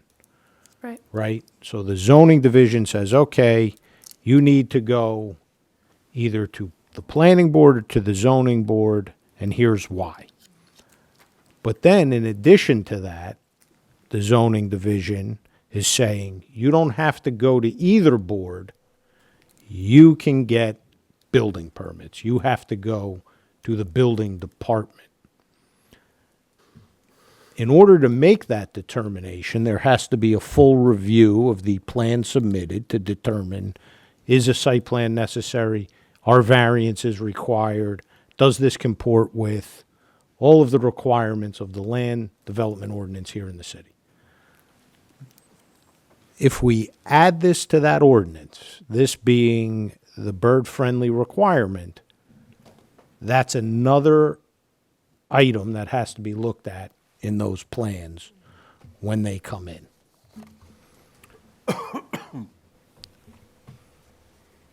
So that is the answer as far as the route in which plans go and how Right. Well, my question is, 200 why files a 100 year come here. Why 200 feet, and not the Yeah, as far as 150? As far as, yeah. I guess they're more common, lower. but I don't don't know. think it So should that's- come from me. That's my question too, then. Yeah. I have, just to be clear, when we talked about 4-story, 5-story buildings, we jumped into residential. Curtains, things like that, screening, there'd be screens. But what happens to the office buildings that are 4, 7 stories? Is that included in there? Because Yes. even especially on the waterfront, looks like what's gonna be built over by Craven Point Road and stuff like that, studios and things like that, they're all glass. My experience in Fort Lee, 5-story building, we're picking up birds off the floor every day. That's right now. I can tell you where the building is. You can go there and you're gonna pick up a bird off that floor from the glass that they're hitting. You know, but it's a 5-story building, so I think we should have not just residential, if anything that comes through this office, through the plan without smaller building, or even an office building, yes, they should have that requirement. So to clarify, these standards will be in both section 345-62, which is the residential design standards, and 345-63, which is the non-residential design standards. And so office buildings are non-residential. They will still have the same standards to comply with. And it's my understanding that most bird strikes happen below that 100-foot threshold, correct? Yes, collisions are concentrated in the first 50 to 100 feet. It's because when birds take off and they're flying out, that is where the danger zone is.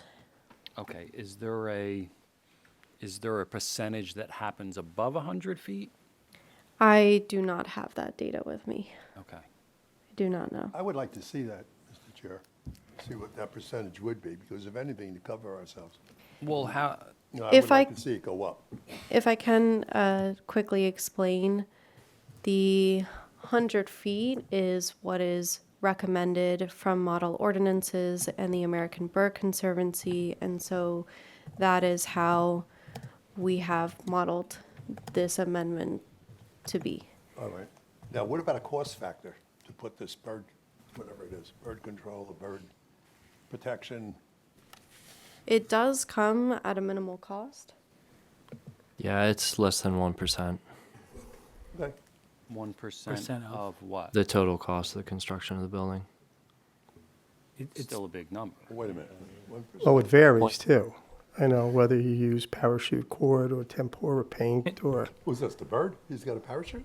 No, I'm saying, Sophia, can you put up? that'll the- help them. Can you put up the Let's, screen that down the shows the gear. three different, those, Three different Those- no, no, those buildings three. or Yeah, these that one. materials? that one, yeah. These are example bird-friendly materials. But to give you a hard number, because I know that's what the board wants, studies show that an $8 million building, it would cost roughly $30,000. Versus what, that's not a bird friendly.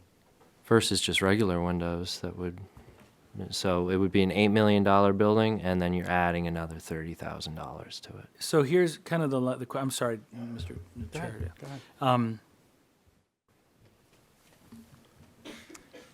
Because we do sort of have to think about this, and I just had this question real quick. If we're looking at these three things, are there, I don't know if you know the answer to this. You're saying it's going to cost an additional 30 for that example that you just gave. The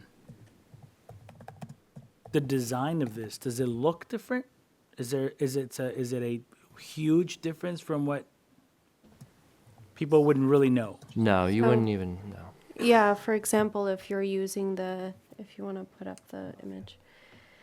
If you're using the UV pattern windows, which are now shown, this is a material that goes in between two glass panels.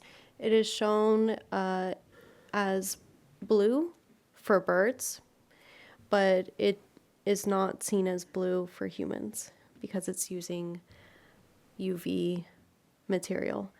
And so that is a way to have windows on a building that aren't perceived as bird friendly, having patterns on them wherever, but are still safe for birds. And The edge pattern to me is not attractive. The etch pattern is just a different option, but of course there are many materials that are available to developers. And this would be on the first roughly 7 to 8 stories. First 100 feet, it would not go above. So the UV pattern on the left, that's not technically visible, right? No. Differentiate that would look between like- other glass. Yeah, for birds it would look blue, and then for us it would not look Okay. like anything. It would look very clear.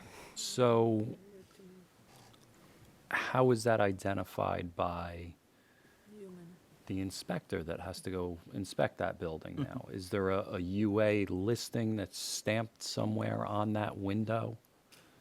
And whose responsibility is that now to follow up to make sure that those things are being put in? And let's be honest, We do have a zoning inspector who inspects every building that is approved by both zoning and construction code. He goes through buildings to make sure that for zoning standard purposes, everything has been complied with. And so he will be responsible for ensuring that any bird-friendly materials that were proposed were used. And we will have to work with the zoning inspector to make sure that that's possible. He is trained for that and is able to identify them and work with the developer to make sure it's there. we all know that there's going to be bad actors that Yes. just present paperwork that say, hey, this is bird-friendly glass. So if there is some kind of, marking on the window itself, on the glass somewhere, that says it's bird-friendly, I think that goes a long way. Because if we're giving that option that a human can't differentiate that glass from regular glass, that's a problem. There needs to be some indicator that it's bird-friendly That's a good point. if we're going to require this. It's a very good point. How do we know? You're right. Because we're now putting that burden on an inspector. Yeah, they're going to have to be trained in it. It's regular practice for the design professionals licensed by the state to provide the Division of Zoning and the Building Department upon CO affidavits that the building's been built as approved. If it shows on the plans that it is bird safe, then that's taken at the value of their license. So how many attorneys in the room right now have represented a client that has used EFS after the fact that it was approved as brick or stone? And that this is Very good point. But this is a problem regardless of bird-friendly design or anything else. I mean, this runs across, as you're saying, this runs Agreed. across. This can't be solved with this ordinance. But I'm just, or this proposed. my question is, what's the indicator on the glass? They do. They have like little insignia stickers that are on them, and then that's their marketing. Okay. Okay. All right, as long as we have some proof, I guess, if they're being marked like that. But it's 100 feet is the max, correct? Yes. Okay. Okay.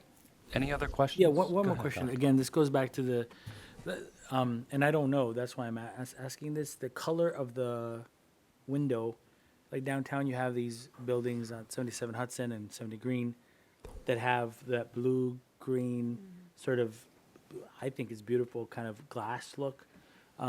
Adding this would not change in other words, if I'm an architect, other than the cost, because obviously it's going to be more costly, and if we're saving birds, and that's great, but is it gonna kind of limit my artistic sort of design of a building, because now I can't use a really cool green glass or a blue glass?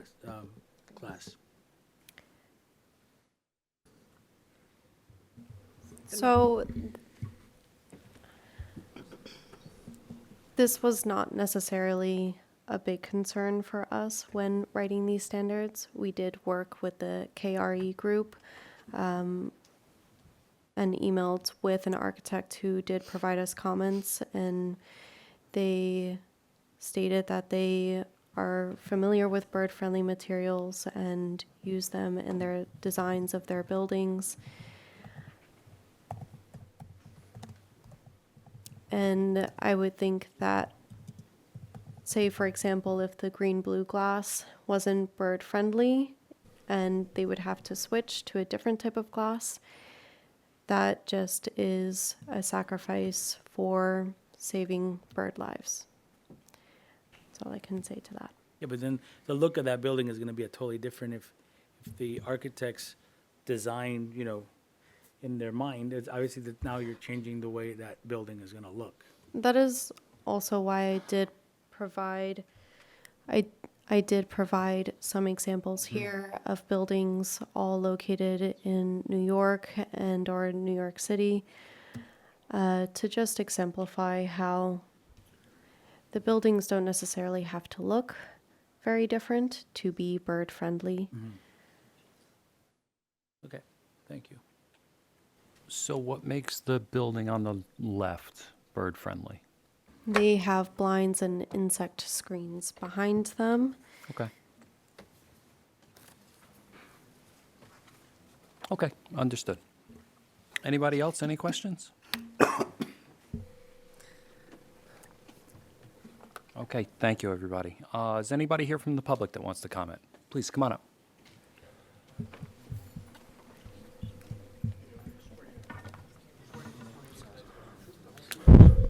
I do. My name is Angeline, Angeline. My last name is Jacques, Jacqueus. I live at 28 Park Place, Apartment 2, Brooklyn, New York, 11217. Good evening. We have 3 minutes for you. Good evening.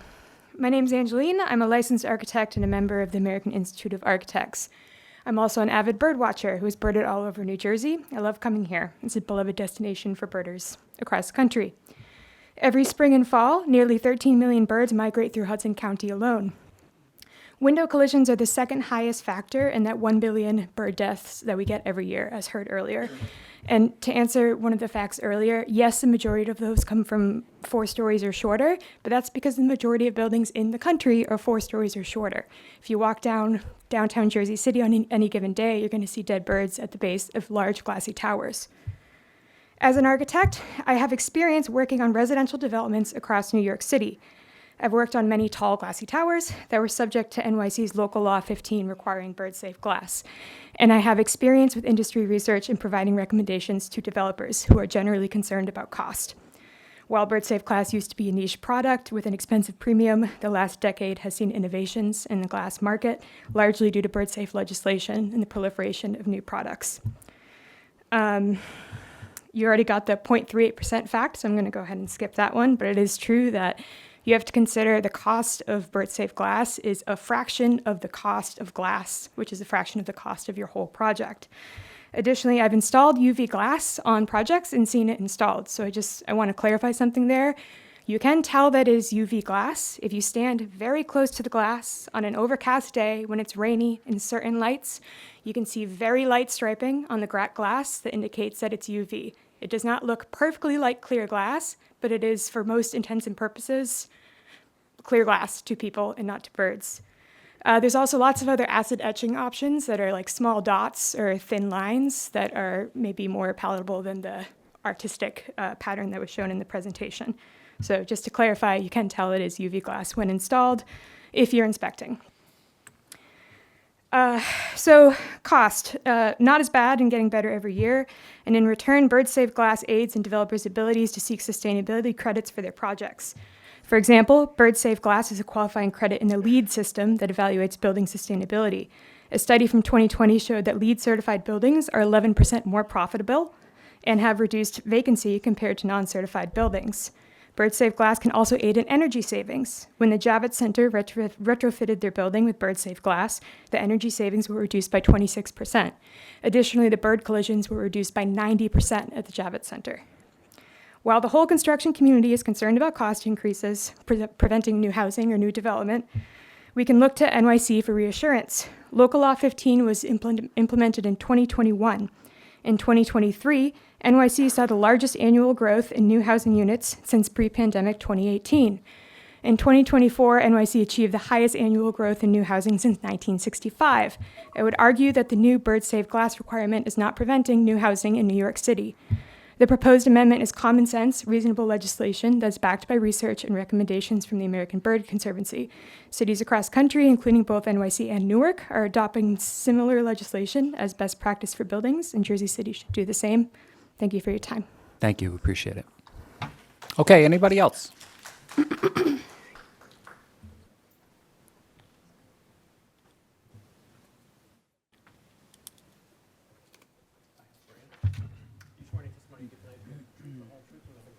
I do.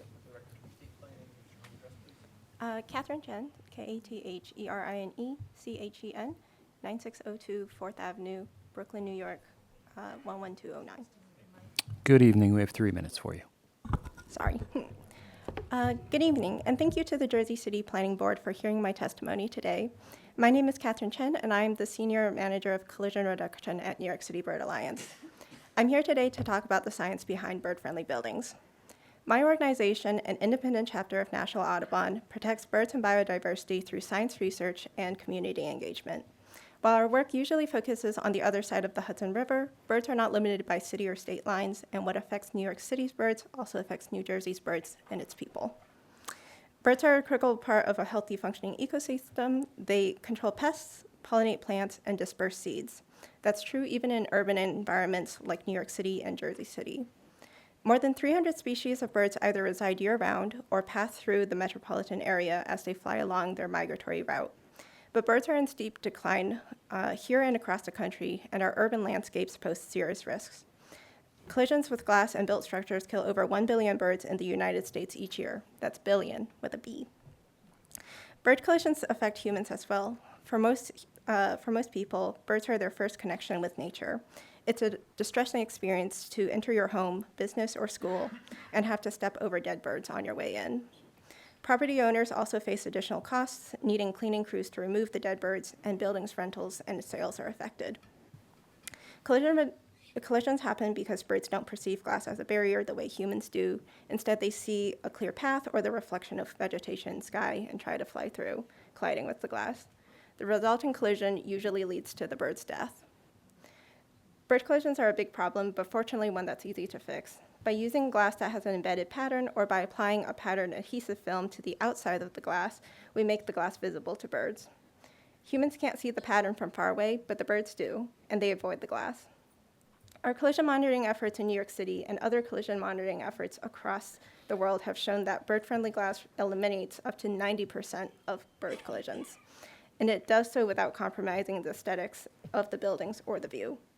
If you visited the Statue of Liberty Museum or commuted through the Brookfield Ferry Terminal in Lower Manhattan, you've seen bird-friendly structures before, perhaps without even realizing it.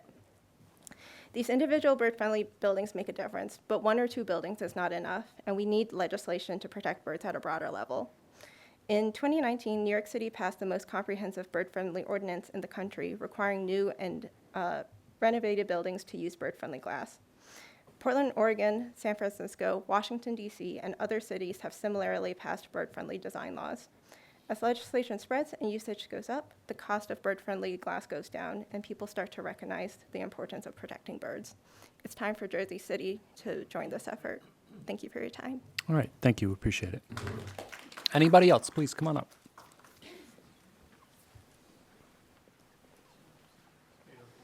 Good. I do. My name is Pallavi Shinde, Pallavi. Last name Shinde, Shinde. Office address is 920 Broad Street, Newark, New Jersey. Good evening, we have 3 minutes for you. Good evening, board members. I am Pallavi Shinde. I serve as the planning director for the city of Newark. Thank you for your time, and I really appreciate this opportunity to speak. In 2023, Newark adopted a new zoning ordinance, and as part of the new zoning ordinance, a small but significant piece was the bird-friendly building design standards. For Newark, we did have the evidence, we did have the data, and we did have the on-ground proof of how many birds die every day due to the glass towers that we have in downtown. So it was really the right thing to do in Newark. Most of the solutions are pretty straightforward. The implementation is also straightforward, and as someone mentioned, technology has really evolved. So really, the simple fix is to have pattern glass, sometimes some kind of screening.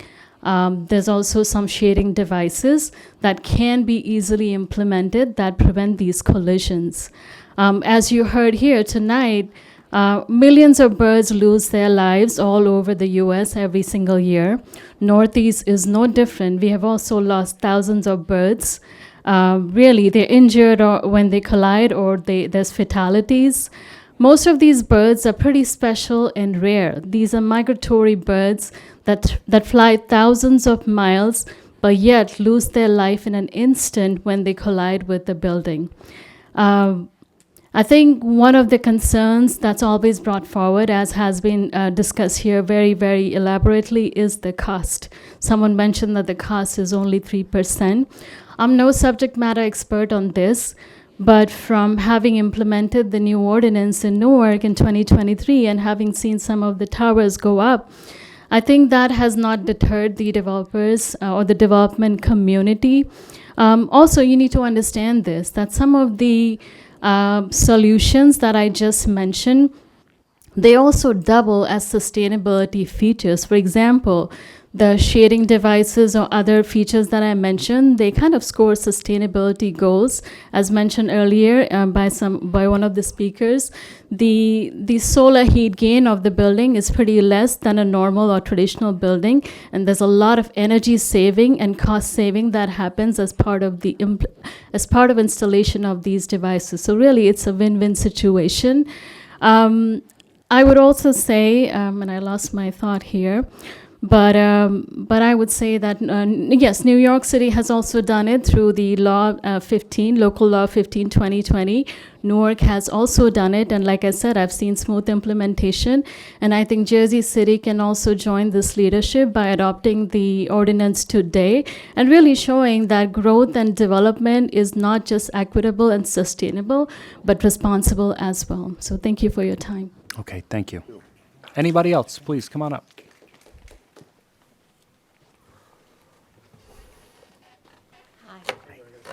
Yes. I do. Kim Correro, Correro, 110 Magnolia Avenue, Jersey City 07306. Thank you. Good evening. We have 3 minutes for you. And Thank thank you. you for being from Jersey City. Yeah. Thank you. Ward C. Thank Oof. you, Ward C. I am Kim Carrero. I am on the board of the Native Plant Society of New Jersey. I am on the board of the Jersey City Shade Tree Committee. And tonight I'm here because I'm a volunteer for Jersey City Birds and the Feminist Bird Club. And I am part of the group of people out there in the mornings retrieving dead birds and injured birds.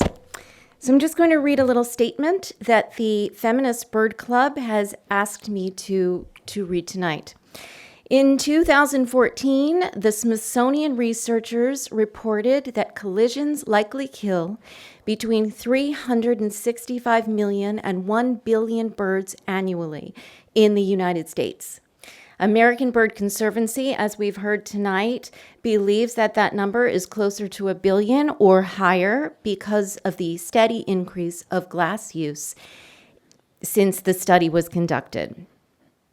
After colliding with glass, some birds die immediately, but the number of bird carcasses found around a collision site represents only a fraction of the eventual victims.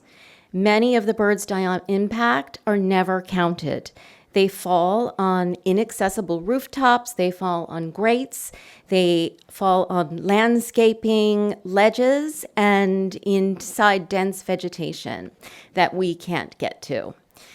Those birds that they survive the initial impact often sustained life-threatening injuries, including internal hemorrhages, concussions, fractured bones, damage to their bills, their wings, their eyes, their skulls.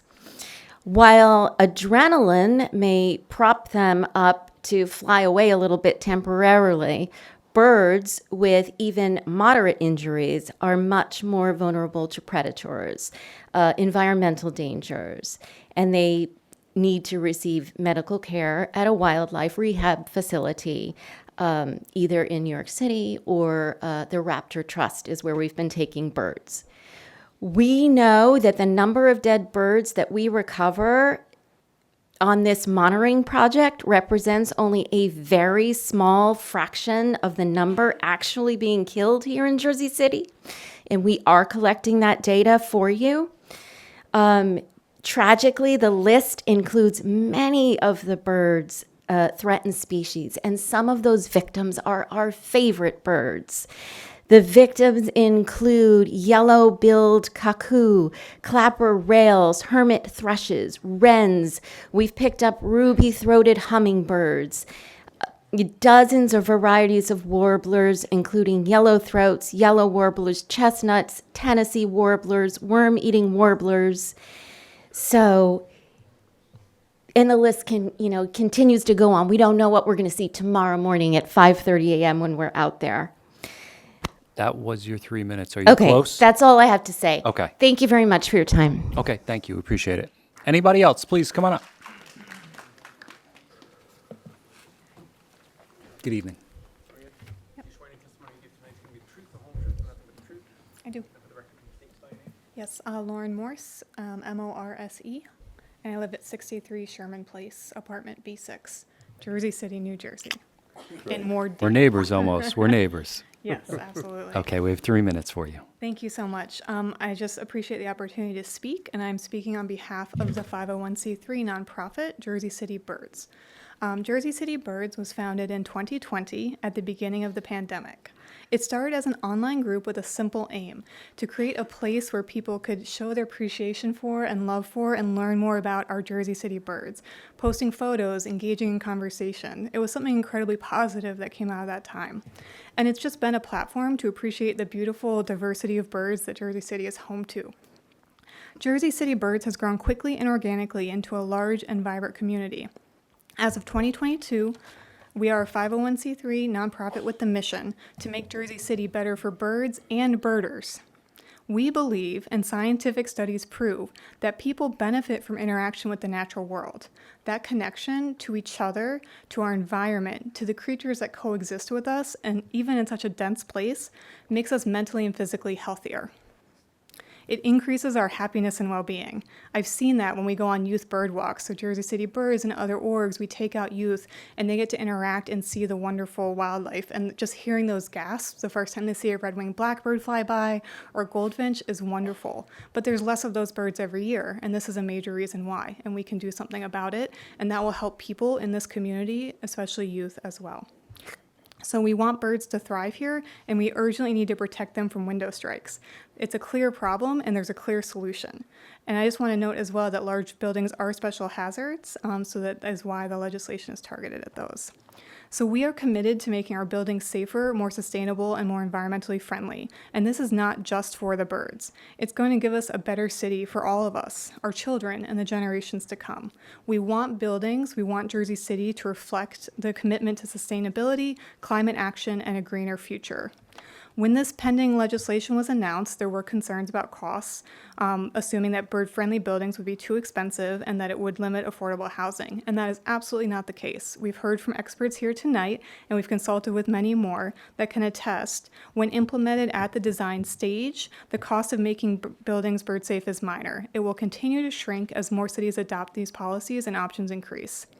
And in fact, as others have noted, bird-safe buildings can save money by reducing energy costs. There are many strategies that are cost neutral or even cost saving. You can use less glass overall, use external screens and sunshades, and implement smarter lighting design that cuts bird mortality and cuts energy costs. There can be multiple good things that come out of this amendment.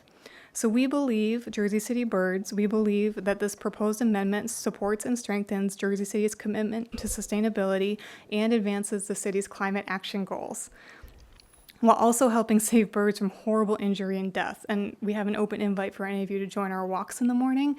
It is really horrible to see a living animal crash into a window, fall down, and their chest starts heaving because they're trying to rush oxygen to all the injury sites. You're not selling this walk to me. I was in a second ago until you went there. Also, you can come on a fun walk too, but we do just want to understand like the individual that lost their lives. I think is really helpful for us to see. But please also come on another walk so you can see why the living birds. And what's the name of the nonprofit? I'm testifying on behalf of Jersey City Birds. Okay, and where would I find your information? I'd They love have to a go for Facebook walk. group and they have a website, and you can join an email list. Okay, great. Absolutely.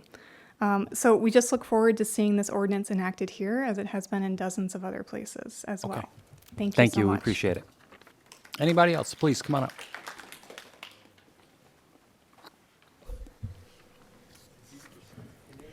Sure.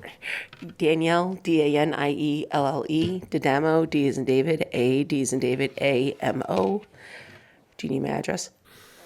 We have Okay. it already. All And right. we have 3 minutes for you. Perfect. Okay, good evening. For the record, I serve as a Jersey City Environmental Commissioner for Ward C. I'm here tonight in strong support of the proposed amendments to adopt bird-friendly building standards. These standards matter. Jersey City sits on the Atlantic Flyway, and countless migratory birds pass through our skies every year. Sadly, glass collisions kill up to 1 billion of birds annually in the U.S. alone. By adopting proven measures, like requiring materials with low threat factors and addressing bird hazard installations, we can save lives without sacrificing architectural beauty or development potential. This is not theoretical. Just this month, NY YIMBY reported on the massive 6-tower project planned for 180 Baldwin Avenue in Journal Square. Over 2,000 units with sweeping glass facades and podiums. Projects of that scale are exactly why these amendments are urgent. I hope this board ensures they pass before Baldwin breaks ground so that developers are held accountable to standards that put responsibility and sustainability at the center of growth. These requirements aren't radical. They're already being used in cities like New York, like you heard tonight.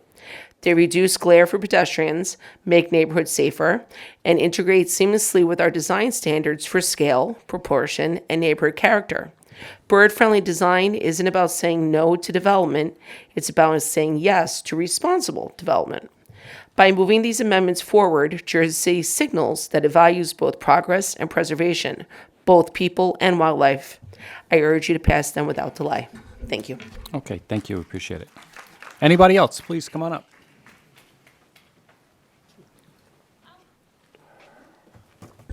Good evening. KULOWSKI again. Okay, we have 3 minutes for you, sir. Yes, I would like to say this. The 1 billion is being recycled time again. Your mic just went off, sir. I'll pause your time. Can you hear me now? We got you. Okay, I'm starting your time again. The 1 billion number is recycled time and again, time and again, time and again. And I ride a bicycle in New York City metro area every other day. I'm the worst offender according to bike shop guys in the city with regard to miles, and I see maybe 5 dead birds a year. So now think about it. 1 billion number, right? How preposterous this is. 1 billion, you subtract migration, spring and autumn, right? So you have not much time left. So you would have to squeeze that number, 1 billion, into time when the birds are in our area, right? So you would have to have a dump truck after dump truck after dump truck hauling off the dead bodies from 1 billion birds. That's preposterous, and nobody questions this. Now, with regard to pictures, Mr. Langston, you correctly pointed out that these were not provided to us prior, so I request that this will be rejected just on account of violation of due process under 14th Amendment. Now, Ronald Reagan, president, says the government is not a solution, government is the problem, and we see here.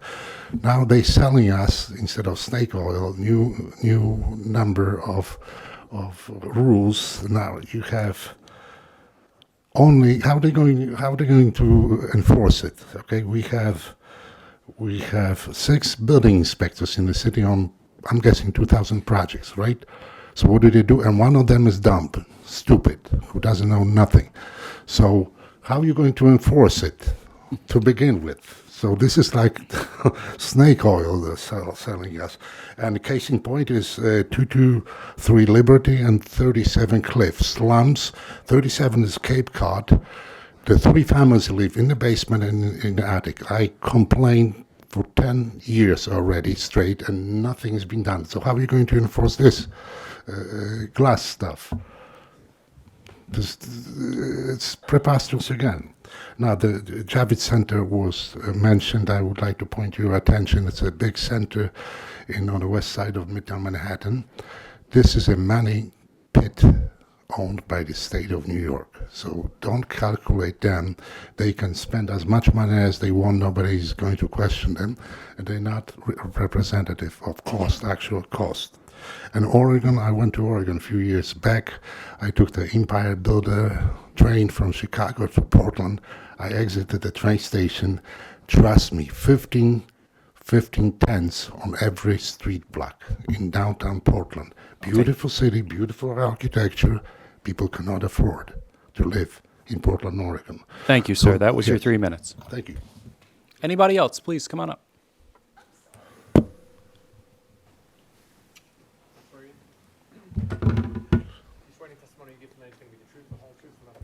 Yes. I'm Jackson Shane, JacksonShain. My home address is 258 Highland Ave, Newark, New Jersey, 07104.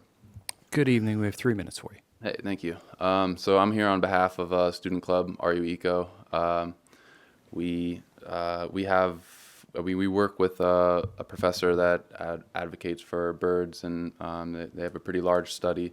There's been hundreds of birds that they've documented that have died on campus, and just walking around, I see birds very frequently, and it doesn't take much to see like dead birds. And so yeah, we care about birds, and we'd like to see a safer environment for the birds. To me, it makes sense. I mean, cost analysis wise, to invest a bit in our environment at the moment, and birds are very important. I got a statistic from a grad student named Ren. And the New York City metro area is the top 10 most dangerous cities for birds in both fall and spring, and top 5 in the fall. So this is a significant area for the birds. Then I have a story from my grandpa. He was looking out the window on his deck view, and a bald eagle comes and slams right in front of him and falls onto the ground. And so yeah, I mean, I think birds are important, and I'd like to see this pass. All right, thank you. What was your grandfather's name? Louis Shane. Okay, gotcha. Yeah, he has studied forestry. All right, thank you. Anybody else from public? Anybody else from public? Come on up, guys. Rachel.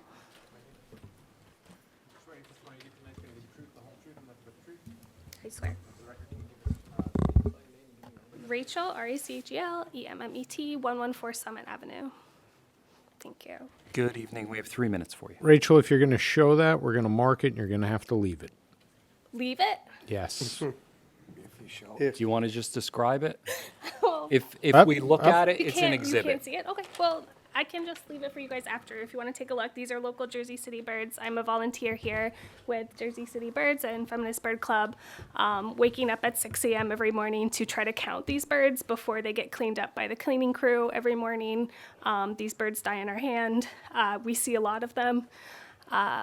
And yeah, I just wanted to share some of my pictures so you could get a sense of the local Jersey City birds that we found. Some of these are found at Journal Square around Journal Squared, which is the new tower there. If we'd had that legislation before that was built, I wouldn't be waking up and picking up these birds every morning. Same thing for some of the terrible sites we have downtown, 480 Washington. A lot of these construction sites could have been done differently, and we have a chance to change it in the future, so I'd ask you to do so. Thank you. All right, thank you for your time. Anybody else? Please come on up.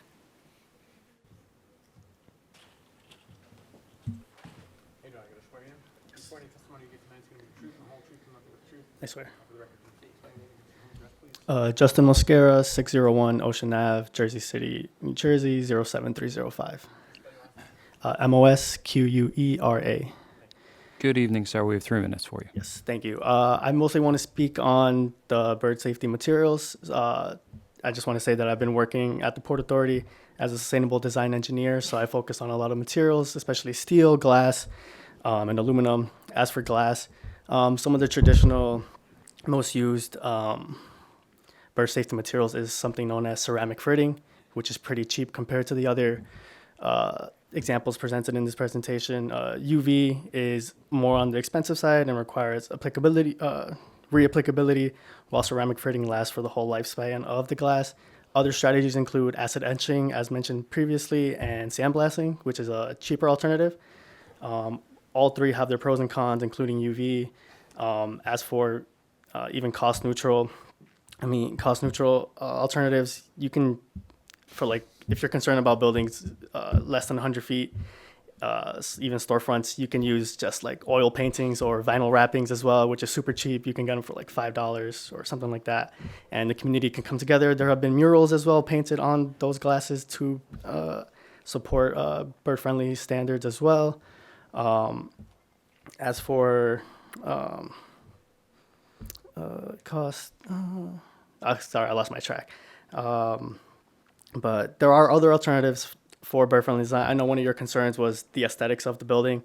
Ceramic fittings are just white dots on the glass, spaced 4 inches by 4 inches apart. You can hardly tell the difference. It's one of the most widely used practices for bird-friendly, and they also are used, even before bird-friendly was a thing, they were used as energy-saving strategies as well to prevent sun glare, sun absorption, reflection, all those kinds of things. So there are other alternatives, many other alternatives, some expensive, some not expensive, some that people can do on hand, and some more used for commercial and non-residential purposes. So there's a wide variety. I can't give you all the numbers right now, but if you look it up, there's a lot of different practices in the engineering field right now. Thank you. All right, thank you. Mr. Mosquera, really quick, Mr. Mosquera? Is that your name, Mosquera? Yeah, Mr. Mosquera. You said I know you're not speaking as an expert, but you said something that caught my attention. You said UV has reapplicability? Yes. You have to reapply the UV? You have to reapply the UV once every few years, which is why it's more on the expensive side. It's mostly because it's a new innovation, probably just a few years ago. But even now, your ceramic fitting will be, and your acid etched and sandblasting as well. Acid etching and sandblasting give you more creativity possibilities, and sandblasting can also be used with recycled sand as well, so from other old glass, so even more sustainability applications with that, and energy savings. Your ceramic fitting is more for your commercial purposes. All right, thank you. Anybody else, please come on up.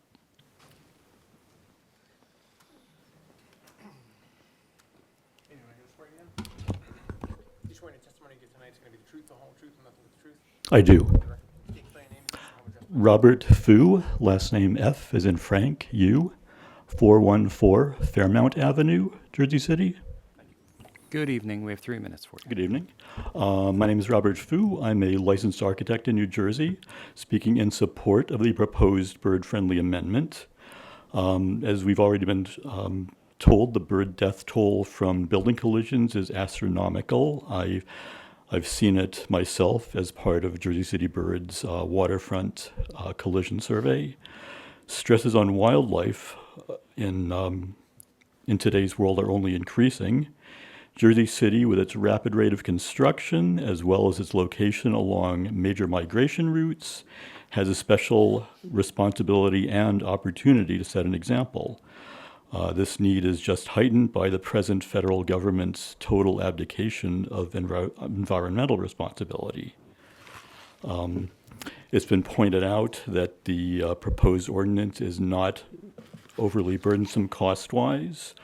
There are numerous studies showing this, showing the small incremental cost of bird-friendly features such as bird glass. Rather than a constraint on creativity, there are numerous creative options for designers to reduce risks to birds, and there's a wealth of available technical info for guidance from sources such as American Bird Conservancy. The proposed bird-friendly design requirements should be viewed as an opportunity for Jersey City, for developers and designers, to set an example of environmental responsibility when it's needed more than ever. I ask the board to recommend the proposed ordinance to the City Council. Thank you, sir. We appreciate it. Anybody else?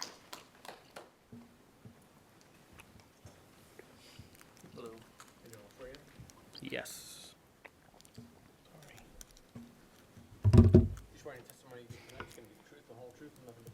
I do.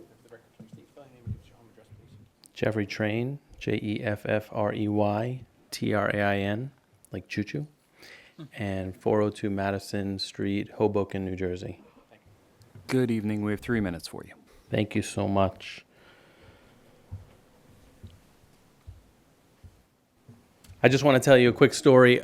So I live in Hoboken, but I bird in Hudson County, New Jersey, and New York City.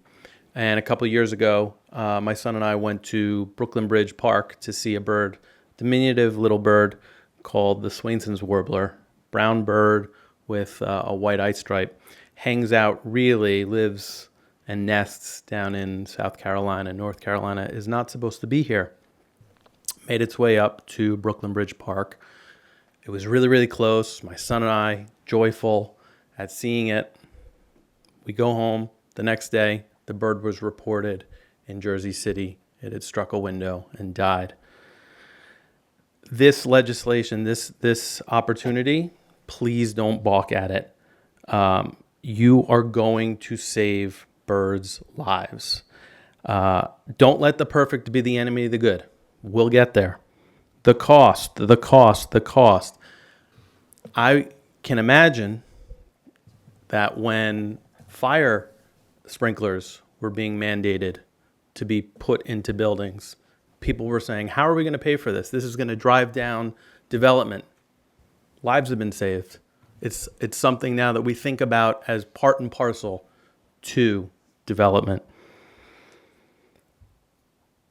I have advocated for numerous projects in Hoboken, and there's actually a person in a business owner in Jersey City who owns Alessio's, who has put beautiful Fritz on his service to solve a problem.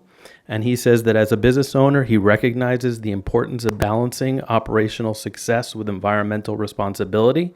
And the installation of bird protection measures at our establishment was a deliberate decision to ensure that our facilities are safe for local wildlife while serving our community.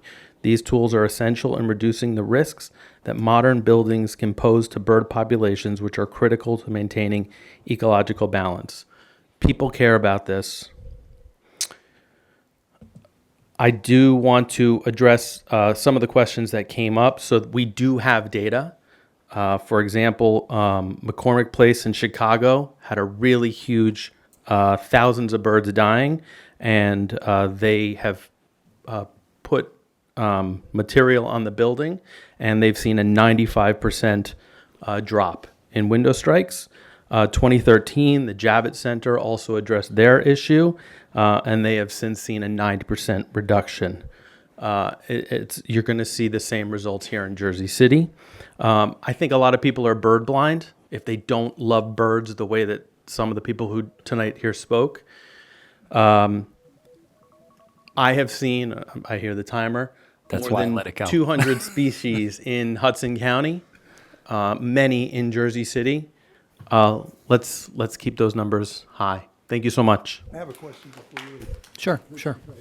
Half the building in Chicago, how tall of a building was it, or is it? Taxing me. More than 200 feet, 100 feet? No, Yeah, it's not. I believe it's like a big glass cube. Oh, And okay. so it definitely Okay. falls within the 0 to 100 feet. Okay. And certainly in my experience, collecting birds myself, I've seen that it's really those low levels.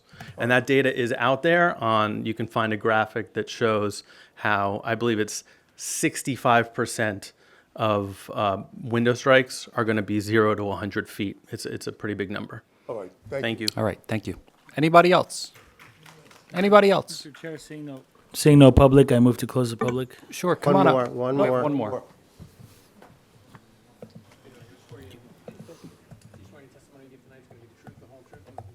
Yes. Okay. Adrienne Gonzalez, ADRIENNE, Gonzalez, GONZALEZ. My address is 70 Ridgewood Road, Clifton, New Jersey, 07012. Good And- evening. We have 3 minutes for you. Good evening. And I'm here as a student from Rutgers University in the Newark campus. I want to say that I've been birding since I was a kid, and because of my love of birding, it's welcomed so many opportunities into my life that I never would have thought would have happened. And I just really appreciate these birds so much as many people in this room do. I want to say that I really believe implementing these design measures would really save the birds. As somebody who's been on campus for so long, I've witnessed so many dead birds on campus. I've seen American woodcocks that have hit windows. I've had to help. And even though I can't really help because I don't have that knowledge to help them, I've had to watch an injured woodcock. Its right wing was broken. It was disoriented, bobbing its head. And I've seen birds in inaccessible places, as somebody has mentioned. In the top floors of the library, sometimes I would see small piles of dead birds, mostly migratory birds. But sometimes it's not even just migratory birds. It can be birds that live here as residents. I've seen a northern flicker at the bottom of a building, and all of this has really just made me so concerned about the safety of all these birds. And I would really love if you guys would really implement these measures. Thank you.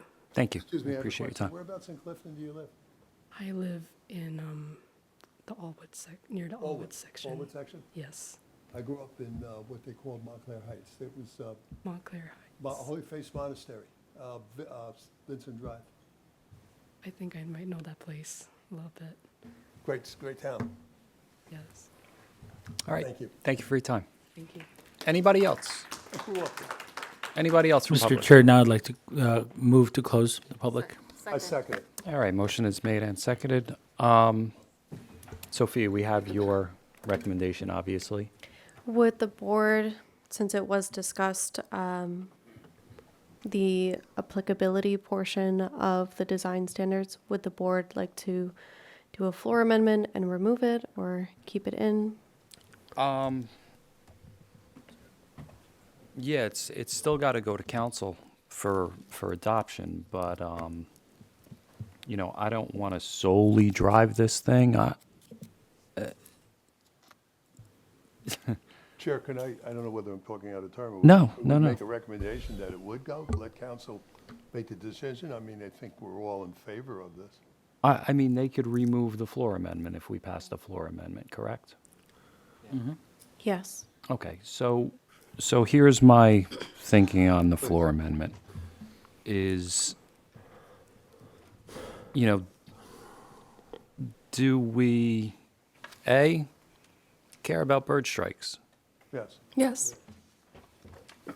B, do we care enough that planning staff or zoning staff is going to have extra work to address the buildings that don't have site plan review? I don't think birds know the difference, do they? I don't think so either, but I would include that. Well, yeah, but I mean, If we're going to do it, let's do it. Yeah, I Let's agree. include it. so I would blend it and just remove, site plan versus non-site plan. Because there's two lines in either 62 and 63 that say site plan. So to council's point, your point earlier, I would just say, let it be applicable to everything. Yeah. And I think, is made by Matt earlier in terms of saying, look, I mean, I drive down Kennedy Boulevard, right? And there are red lights. Does everyone stop at them? Okay. Yeah. So, That's why I don't drive on enforceability- Kennedy. I mean, well, enforceability in Jersey City is open for a question. But I think that a lot of people would take this for goodwill. I think it's a step in the right direction. But to the applicability question, I think you're spot on, Chairman. Let's take it out. Let's go. Yeah. Yeah, Agreed. I totally agree with that as well. Same. Okay. So it will be modified and it will be applicable to all new construction, rehabilitation, and additions. All right, thank you. And I didn't even have to mention Grandpa Shane. I wrote that down just for this moment. So, This will be in honor of Grandpa Shane's great white eagle, yeah. bald eagle. Bald eagle.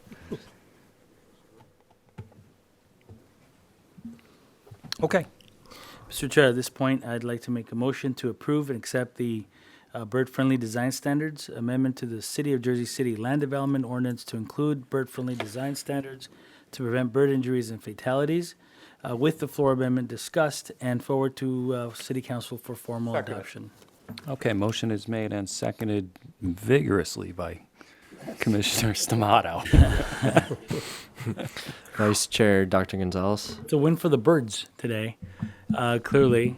So, yeah, I mean, I was a little, initially, I'll be honest, it's not that I don't want to save birds' lives, it's that the information, the way I got it anyway and received it, was not the normal way that we receive information. But I think this is a good direction for the city. I think this is where city development is going. I'm from New Mexico, southern New Mexico. So, grew up in the Mesilla Valley, which is a big. I'm sure you guys know, a huge bird watching area, and we love birds, and I think they're beautiful. We have bald eagles there all the time. I was gonna include your grandfather in my little testimony. Is he with us today? I mean, okay, he's still with us. Good. So yeah, this is a good vote. I think this is good for Jersey City, and I'm going to vote aye. Commissioner Gongadin. Yeah, I just want to thank the public and the advocates here for coming out this evening and sharing with your information with us, because that enables us as well to make an informed decision based upon your data and your presentation. The only thing I wish is that we had this presentation prior to this meeting. So I would ask in the future, when these things comes up, that we have a copy of these presentation in the future so that we are informed as well. We care about birds as well.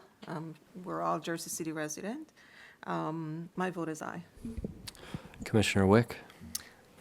I feel like I learned so much about birds tonight, so thank you so much. It was great listening to all of you.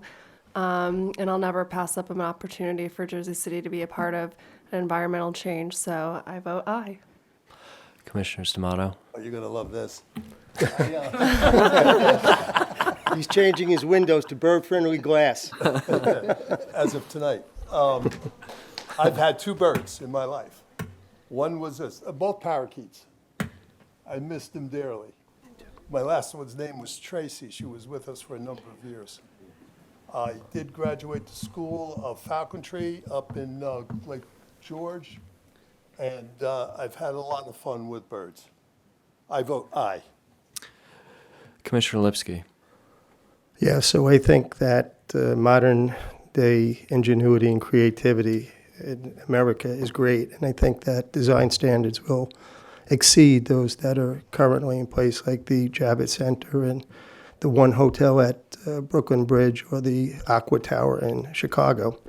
And after hearing all of your chirping, I think that a bird in hand is worth more than 2 birds splattered on a glass. I vote aye. Commissioner Torres. Wow. That was a good one. I have to say that was good. Hard act to follow. This is long overdue. Should have been done a long time ago. I vote aye. Commissioner Patel and Chairman Langston. Yeah, I want to thank everybody for coming down tonight. I apologize for my initial apprehension. We didn't have the data prior to this night, so thank you for giving us all your data and all your experiences. This has come up in front of us before on different site plans, and we can't enforce something like this unless it's in the land development ordinance. So this is the first step. Actually, this is our first step. So thank you for educating us on it. We really appreciate it. I'm going to try and make it out to one of those Jersey City Birds walks and see what's going on there. But can I bring my dogs? They're little. They're little. All right. So it's still an aye, even though I can't bring my dogs. But congratulations. Thank you guys for coming down.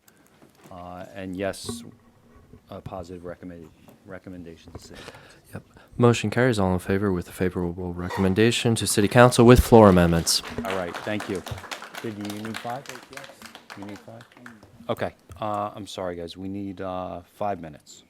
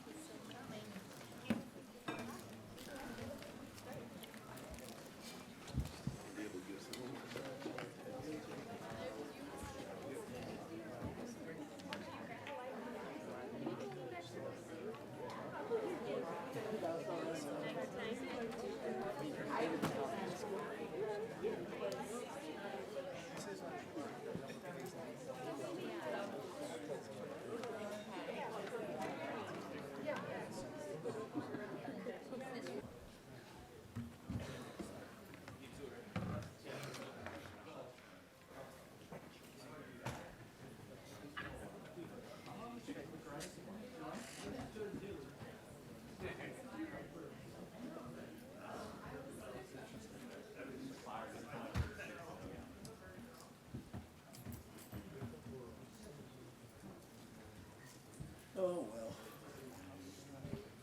Oh, boy, everybody cleared out, huh? Should go fast now. All the controversial stuff. Yeah. My bird. Pretty boy and Tracy. Everybody flew the coop. Hey, Chairman, looks like everybody flew the coop.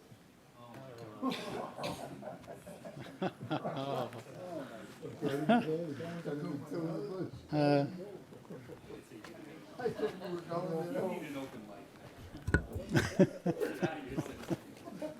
Hey, Chuck, how are you? All right, could we come to order again, everybody? And we'll call item 11, case P2024-0117, is a preliminary and final major site plan for 24 Bright Street. Okay, good evening. For the record, Charles Harrington of Connell Foley on behalf of the applicant. We did provide public notices, and I gave them to council to review and mark into the record. Mr. Chairman, I'm going to receive the affidavit of publication proof of mailing with respect to the application on 24 Bright Street. I've had the opportunity to review it. It does appear to be in order. We're going to mark it as A1 for the record. Thank you, counsel. Okay, thank you. So real briefly, this is a very straightforward application. It's taken a while to get here, but we think we have a terrific project here. It's an existing building at 24 Bright Street that's located in the Van Voorst Historic District. It is a shorter building. We are going to extend it out, and we're still going to keep it as 3 residential units. We've been working extensively with staff and with the Historic Preservation Office. We were before the Historic Preservation Commission, and we received a certificate of appropriateness from them, which is the first step in that process. So we're here before you now to present it because it does reach the level of a site plan approval because of the size of the addition. But it is kind of, really just expanding the building out. No variances are being requested. One of the initial iterations did have variances, and we kind of got to where we are tonight. So with that, I have one witness. It's Kieran Kelly from MVMK, and he can take you through the project. All right, thank you, counsel.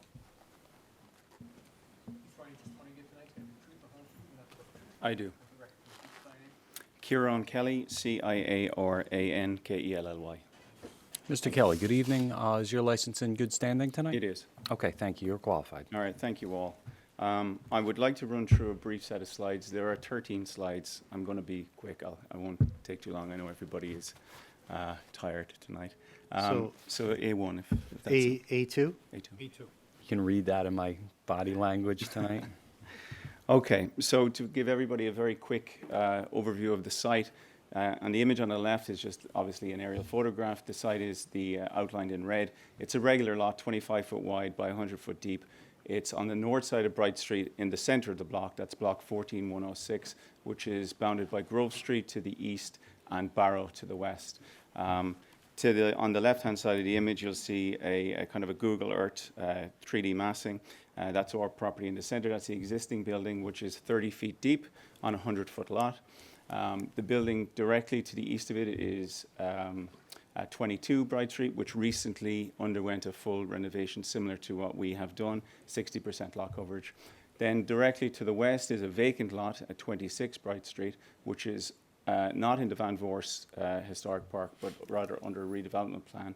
And then the building directly adjacent to that is a 5-story multifamily residential at 28 Bright Street. So this is the existing front facade. I'll get into it in further detail a little later on, but obviously, as Chuck had mentioned, we had gone through an extensive coordination with Historic and also with staff, and the intent is that the addition that we're proposing will be a 4-story addition at the rear, will not be visible at all from the street, and we will do a faithful restoration of the existing facade under the Secretary of the Interior standards. I'm just going to quickly jump to a site plan image, and then perhaps I'll go back, but the image on the left is the existing survey. The existing building is 30 feet deep. Then we have an additional 30 feet of impervious concrete slab on grade. Then we have a pathway that leads to a 1-story structure at the rear. Now, our application, what we're proposing is to remove the hard surface and the 1-story structure and to extend the existing building up to the permitted 60-foot line, 60% lot coverage, but not increasing the density as described. So we have 3 units currently, and we have 3 units to remain. We do have an additional 10-foot piece at the rear there, that's the brown element, and that is a raised deck at the second floor level for private space, but it's pervious, so we're not increasing the impervious coverage beyond the 60%. The rest of the lot is landscaped open space. In addition to that, just in green at the front of the building, we are proposing a new street tree, and also we are renovating an existing planter there, which is currently in disrepair, so we're reinstating that. I have the plans here, and these are the plans which were submitted, but I've colorized them for the presentation. But I think perhaps the easiest way to talk you through the plans is just simply to describe it. So it's a 4-story building. Right now there are 3 units. There is a duplex unit at what is basement, but more than 50% above grade, and then the first floor, and then there are 2 individual units above that. What we are going to do is, obviously we're extending the floor plate back. We're going to have 1 unit at the garden level, which is a 2-bedroom, 2-bath unit at 1,230 square feet, and that has a 400 square foot outdoor space at the rear. And then above that, the 3 floors above are going to be split into 2 duplex units. The lower of the 2 duplex units are the second floor and the front half of the 3rd floor, so that unit has both front and back aspect, and that has the raised deck, the 240 square foot raised deck shown here in brown at the 2nd floor, but also has access to the rear of the landscape 1st floor rear yard. And then the upper unit occupies the back half of the 3rd floor and the entirety of the top floor. And that unit measures 2,140 square feet, but that unit also has access to a private roof deck. That roof deck is pulled off the rear perimeter of the roof by 3 feet on all sides. But it's also, as I say, it's at the back half. It's not near the front half. It's over 30 feet from the street and not visible. And in addition to that, as I'll show you in a section, the bulkhead of the stair that rises up to give access to that deck additionally has been sloped to follow the line of the stairs, kept at a minimum. So again, you'll see that that is not visible from the street. So this is the existing facade as I described. You know, a traditional brick row house. There are cast stone lintels which have been painted over. The brick in some areas has been maybe broken out and repaired, but not perhaps in the best workmanship. So again, we're going to follow very strict Secretary of the Interior standards. We're going to clean and repair and repoint all the brick. We're going to replace the front door to the front door as we see it on the 1938 tax card. We're going to strip the cornice, but keep it in place and restore it. And so a very faithful restoration, I guess you would say, of the front facade. This is just a very simple rendering. It doesn't show you anything different because the building stays the same, but obviously it's going to have a new life brought to it, and that the front door is going to be replaced. So these are the drawings again, which were submitted and approved by Historic. This is sheet Z11 of our set, and just to draw your attention to the rear facade. The rear addition is going to admittedly be a slightly more contemporary look and feel, but in traditional materials. It's in a lap hardy siding. One of the comments that Historic made was we had proposed the wood texture on that siding. They would rather it be smooth, and of course we're going to meet that condition along with all the other conditions of the certificate of appropriateness, excuse me. But the rear addition is more contemporary in its style. One thing I just want to touch on, one of the comments from the planner was that that 2nd floor deck accessible from that lower of the duplex unit, it has that rear deck. They've asked that we enclose the 3 sides of it in a 6-foot high privacy screen, which we are more than happy to do. And of course, just to reiterate, that deck is not pervious. It's open deck boards which allow for drainage. This is just a very simple side view. Because the vacant lot adjacent to us at 26 Bright Street is vacant. This side can be seen currently from the street, and so it's important. So we are restoring the side elevation of the existing portion. We're providing the lap siding on the rear portion, but we all expect that that lot will be redeveloped fairly soon, and so maybe it's a moot point, but nonetheless, special attention was paid to that facade. That concludes my direct. I'm happy to take any questions. All right, thank you, Mr. Kelly. I have no questions. Anybody else? I don't have any questions, Mr. Chair. All right, Thank you. Thank you. Council, that's your presentation? That's our presentation, and there was a planner's report that was provided by Mr. Beasley, and we would agree to all the conditions within that report, which carry over the Historic Preservation Commission conditions as well. Okay, excellent. Thank you. Is there anybody here from public that wants to comment? Mr. Chair, seeing no public, Quick one. Who's here, Mike? It's over there. What? Good evening. Good evening, sir. We have 3 minutes for you. Okay, KULOWSKI.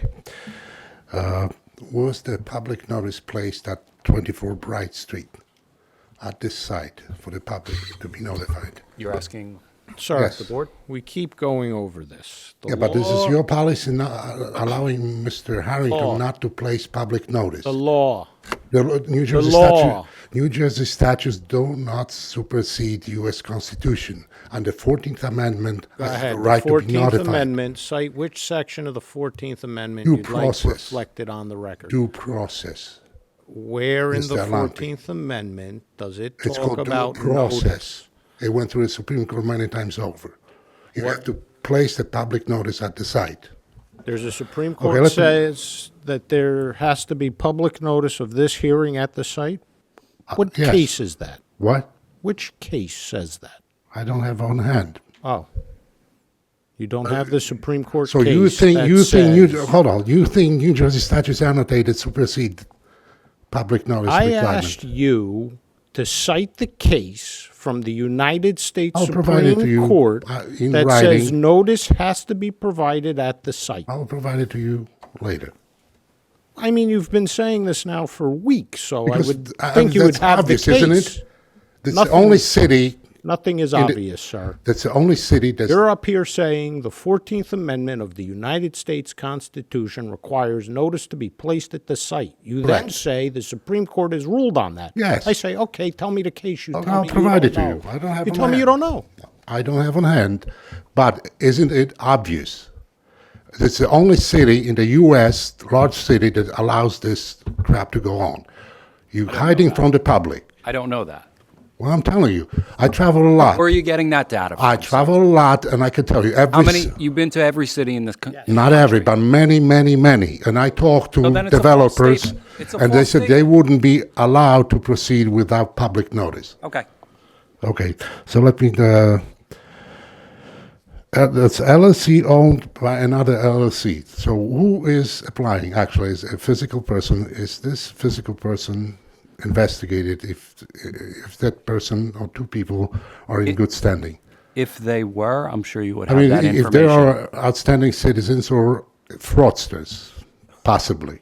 I don't say there are, but it's called due diligence. I don't know that you're not a fraudster, sir. Okay, yes, I'm not applying for anything. That's the difference. You're speaking in front of us on record. You could be a Yes. fraudster. I don't know. So where's due diligence on this project? What are you looking for? To find out who is the applicant, Have you physical gone, person. Have you gone through the documents? Yes, I have. Okay. Do you know that law on an LLC means that you can go? That's your 3 minutes. You can go online and find out who's involved But in an it's- LLC. The city has 2,000 employees, please. Yeah, but one of them doesn't do their job. You told us in the last application. One Yes, of, one of the the inspectors is construction- terrible. Inspector. Yeah. And a construction code official take him out of the mix. quit the very day I summoned him before the federal court. Okay. Anyway, okay. I requested local employment or local people. Sir, your time's up. Your Thank time's you. up. We'll see you in a couple of minutes. Okay. Anybody else from public? no public, I move to close. Second. All right, motion is made and seconded. Public is closed. Eric, you have anything you want to add?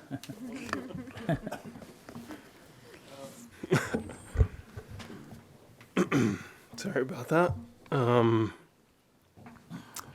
Council already agreed to the conditions requested by staff. The staff also has determined that there aren't any variances associated with the proposed addition. Staff also found that the proposed addition aligns with the legacy neighborhood section of the land use element of the master plan. So staff recommends approval. Okay, thank you. Mr. Chair, I'd like to make a motion at this time to approve case P 2024-0117 as presented to our board tonight. Second it. All right, motion is made and seconded for approval. Vice Chair Dr. Gonzalez, Aye. Commissioner Gongadin, Commissioner Torres, Commissioner Torres, Aye. Commissioner Stamato, Aye. Commissioner Lipsky, Aye. Commissioner Patel, Commissioner Wick, Aye. and Chair Langston. Aye. Motion carries, all in favor. All right, thank you. Now let's move on to item 12, is case P 2025-0019, is a preliminary and final major site plan with C variances for 54 Jones Street.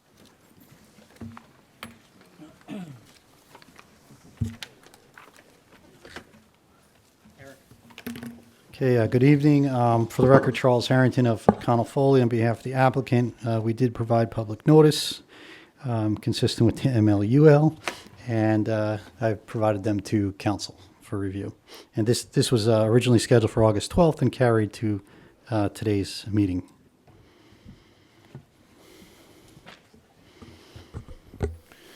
Chairman, you see the affidavit of publication proof of mailing with respect to the property at 54 Jones Street here in the city. Council is correct. This was carried from the prior meeting. I've had the opportunity to review the notice as well as the mailing list. It does appear to be in order and in compliance with the New Jersey Municipal Land Use Law. That's the MLUL. We're going to mark it as A1 for the record. Thank you, council. Okay, thank you. So this project before you is a result of the most recent amendments to the Journal Square redevelopment plan with the accommodation floors and the affordable housing. This particular applicant has been designated as a redeveloper by the JCRA. He actually purchased the property from a prior designated redeveloper, and they were working hand in hand with the planning department and the JCRA with those prior amendments with this in mind. It's an irregular lot. It's a flag lot that's on the corner of Jones Street and Sip Avenue. So that's when you see the variances listed, they seem like a lot, but they're really a direct result of the tower on base deviations because of the shape of this lot. But this is something that was envisioned as part of all those amendments and how we got here. It will have 190 residential units, of which 21 will be affordable, consistent with the IZO and the redevelopment plan. It is actually a 29-story building, but in conversation with Mr. De Silva last week, the amenity level it actually falls within the definition of an additional story. So same building, but that's all part of the variances being requested. So with that said, I have two witnesses tonight. I'm just going to have my architect present, and then Mr. Height will give a review of the requested deviation. So Mr. O'Mara is our architect who was here previously, and I'm going to bring him up. Okay, thank you, council.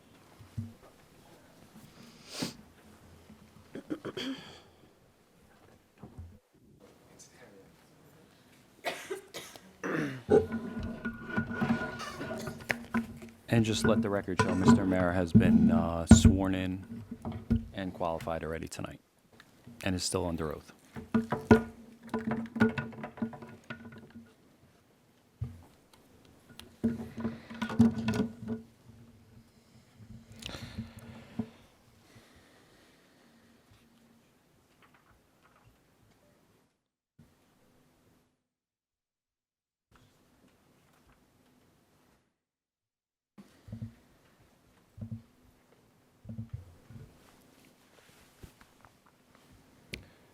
/ 37.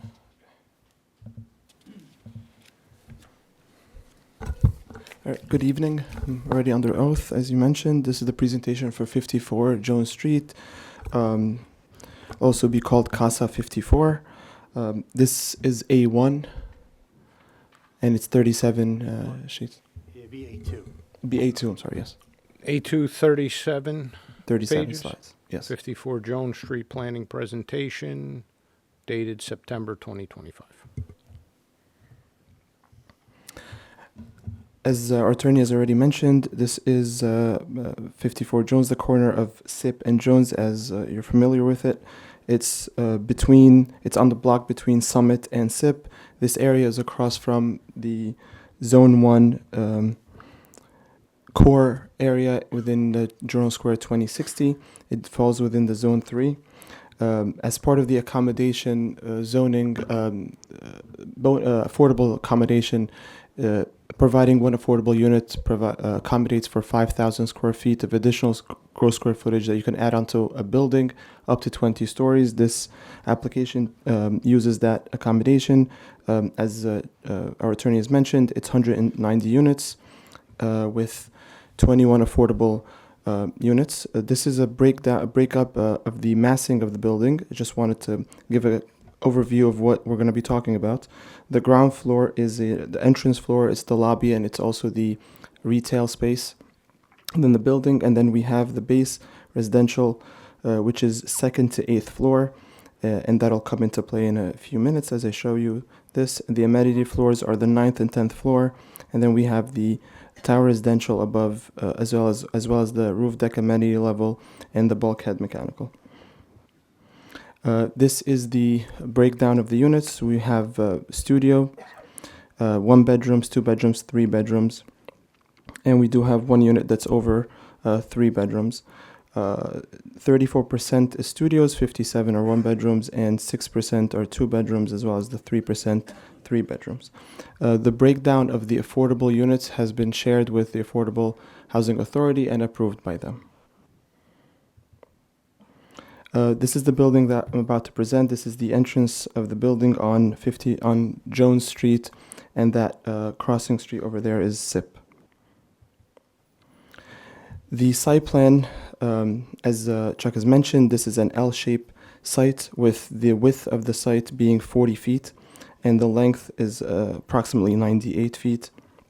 I do want to mention a couple of things in the front here is that, and I'm actually going to go back a few slides just to mention a couple of things here from the civil site plan. The existing site does have a straight sidewalk here, and it turns onto SIP. And what's being proposed here is this extended sidewalk, basically flared out and curved back here to allow for parking back here. This eliminates parking close to the stop sign, which is something that's we've run by traffic, and they were very fond of and very supportive to do this.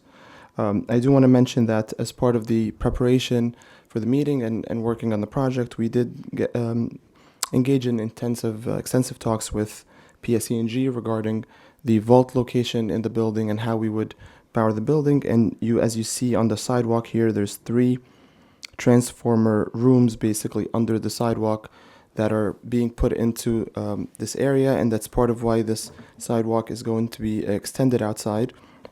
We are proposing 2 trees, one along the frontage of Jones and one along the frontage of SIP, with this part here being a planter bed, but no trees in it because it's right next to the transformer vaults. I do also want to mention that the tree bed along Jones is a depressed tree bed, which would allow stormwater to collect in it as well. Jumping back to the unit plans, this is the cellar of the building. We do have some amenity spaces in the back here, like a golf simulator and a music room, a laundry lounge, but also in the front here, right across from the vaults that would be in this area, is the cable room, which is what's specified by PSE&G within the building. The first floor, there's 2 main areas here, the lobby and the retail space. The retail space is envisioned to be a cafeteria or a coffee space that would be visible from the corner of SIP and Jones.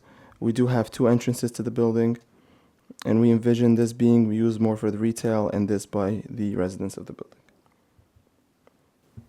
This is the mezzanine level of the building, and it's mainly used for storage. As I go up, and I'll show the typical floor plans. As we go up, we have some floors with 7 units and some floors with 8 units. This is one of the floors that has 7 units on it, and the unit here in the corner are the 3 bedrooms. This is the unit. This is another floor with 7, but these are 2 bedrooms in the light green. The 9th and 10th floor are levels that have been set back here to create this outdoor space, and also a separation between the base and the tower. And this is actually matching 57 SIP, which is a historic building right next to us in terms of height, which you'll see in the elevations as we come to them. These are the levels above, and then this is the amenity level that the attorney mentioned. We do have the amenity space in the back here, and then this is mostly utilities and trash room and storage, and then we have our outdoor roof deck here, which does have a pool and barbecue station. And this is the mechanical level on top. This is the roof I was just describing, with the pool here and the corner of the building, and the barbecue station, and then the mechanical level above right here.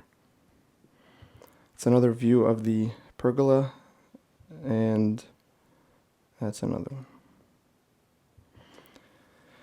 The height of the building, the base of the building matches the top here of 57 SIP, which is something that we worked with Matt on as part of preparing this application. So the double level here actually matches the double level here on top of 57 SIP. So that penthouse, so the setback. So we do match the setback, and we also have a double height space to break up the base building, which has a brick finish on it from the top, which is more of a metal panel structure. And these are the side elevations. We've reached out to Jersey City mural program, and Matt is helping us with this because we believe that there's a good opportunity here on the interior corner, which is not in this rendering, but it's in the elevations before that. Here, facing SIP, about maybe 15 stories of space that we could do something beautiful on, we think. This is that tower they're proposing, and goes back to, again, the base that has the brick in it, and then the 2 levels, and then the tower on top. This is the entrance of the building, and I think you saw it in the rendering. It's going back to the variances we're asking. One of the variances is the 80% transparency on the ground floor, and we fall around 64%. But I believe, based on what we've done here with the design, that there is enough transparency to meet the intent of the ordinance and the amendment, and then still create enough visual appeal and interest on the ground floor, with the stone being the material here, veneer stone on the ground floor, and brick starting above. This is that level of the amenity floors, the 2 amenity floors being set back and having more of a glass look here with wood, warmer colors. So I am sharing the materials here, the cedar woods brick, which is the white and gray bricks, and then the more of a brass metal panel, the gray stone that is shown below, and then the wood finish right here on the columns. This is what we hope to see in that location, hopefully soon. I'm open to any questions. All right, thank you. I have no questions at this time. Anybody else? Yeah, I have a question in reference to the mural. What type of mural are you thinking about putting up?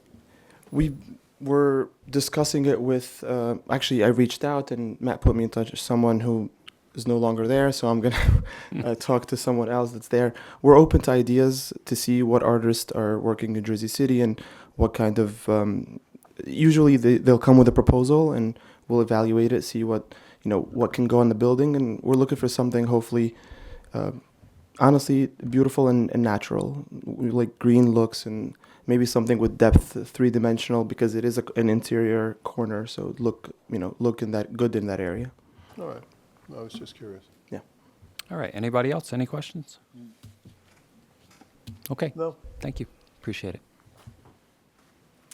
Okay, then our next witness is Mr. Height, who will address the requested deviations, which, as I noted earlier, most of them center around the tower on base requirements. Okay. You just want this? Yeah, that's fine.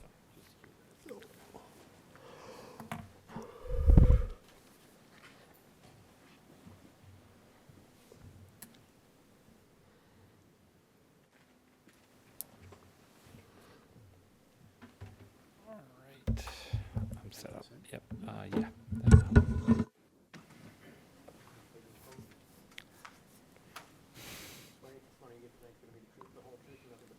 do.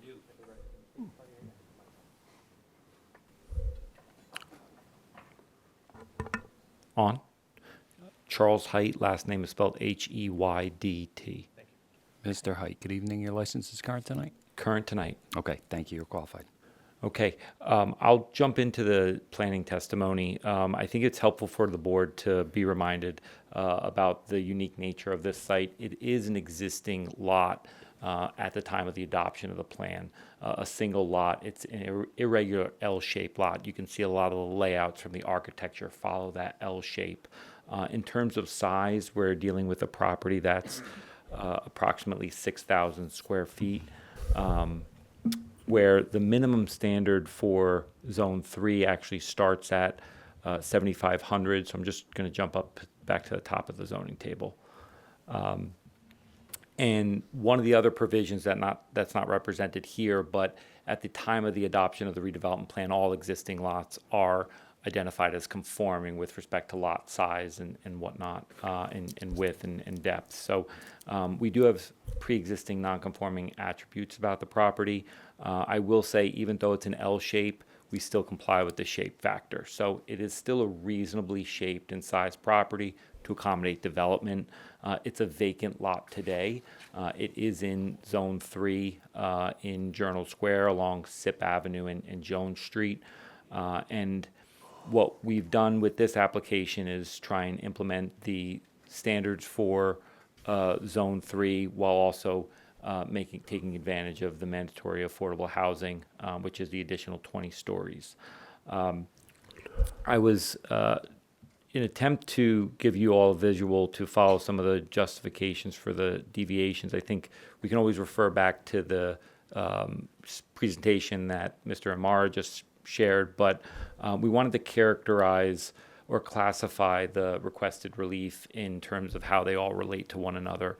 So I'll just go through this in order as they come up.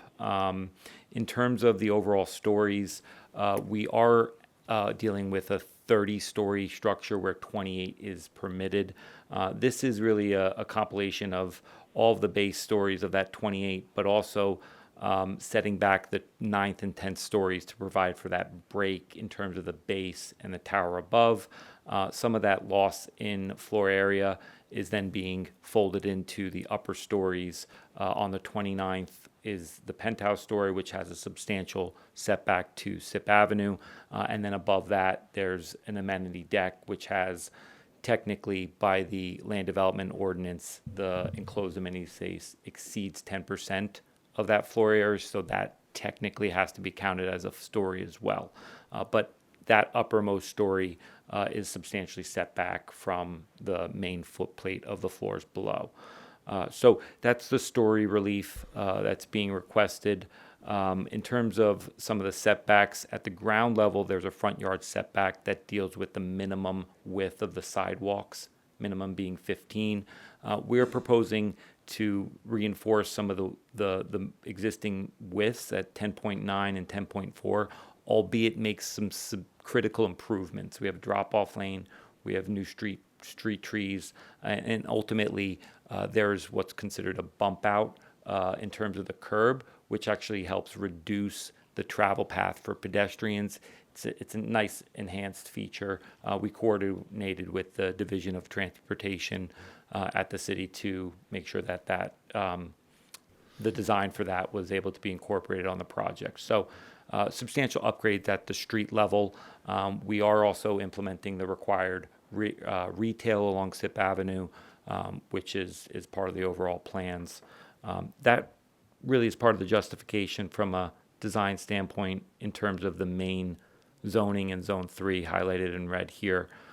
Moving along with respect to building design requirements that apply to the whole Journal Square redevelopment plan, there's two aspects in terms of the design, both occurring at the ground floor levels.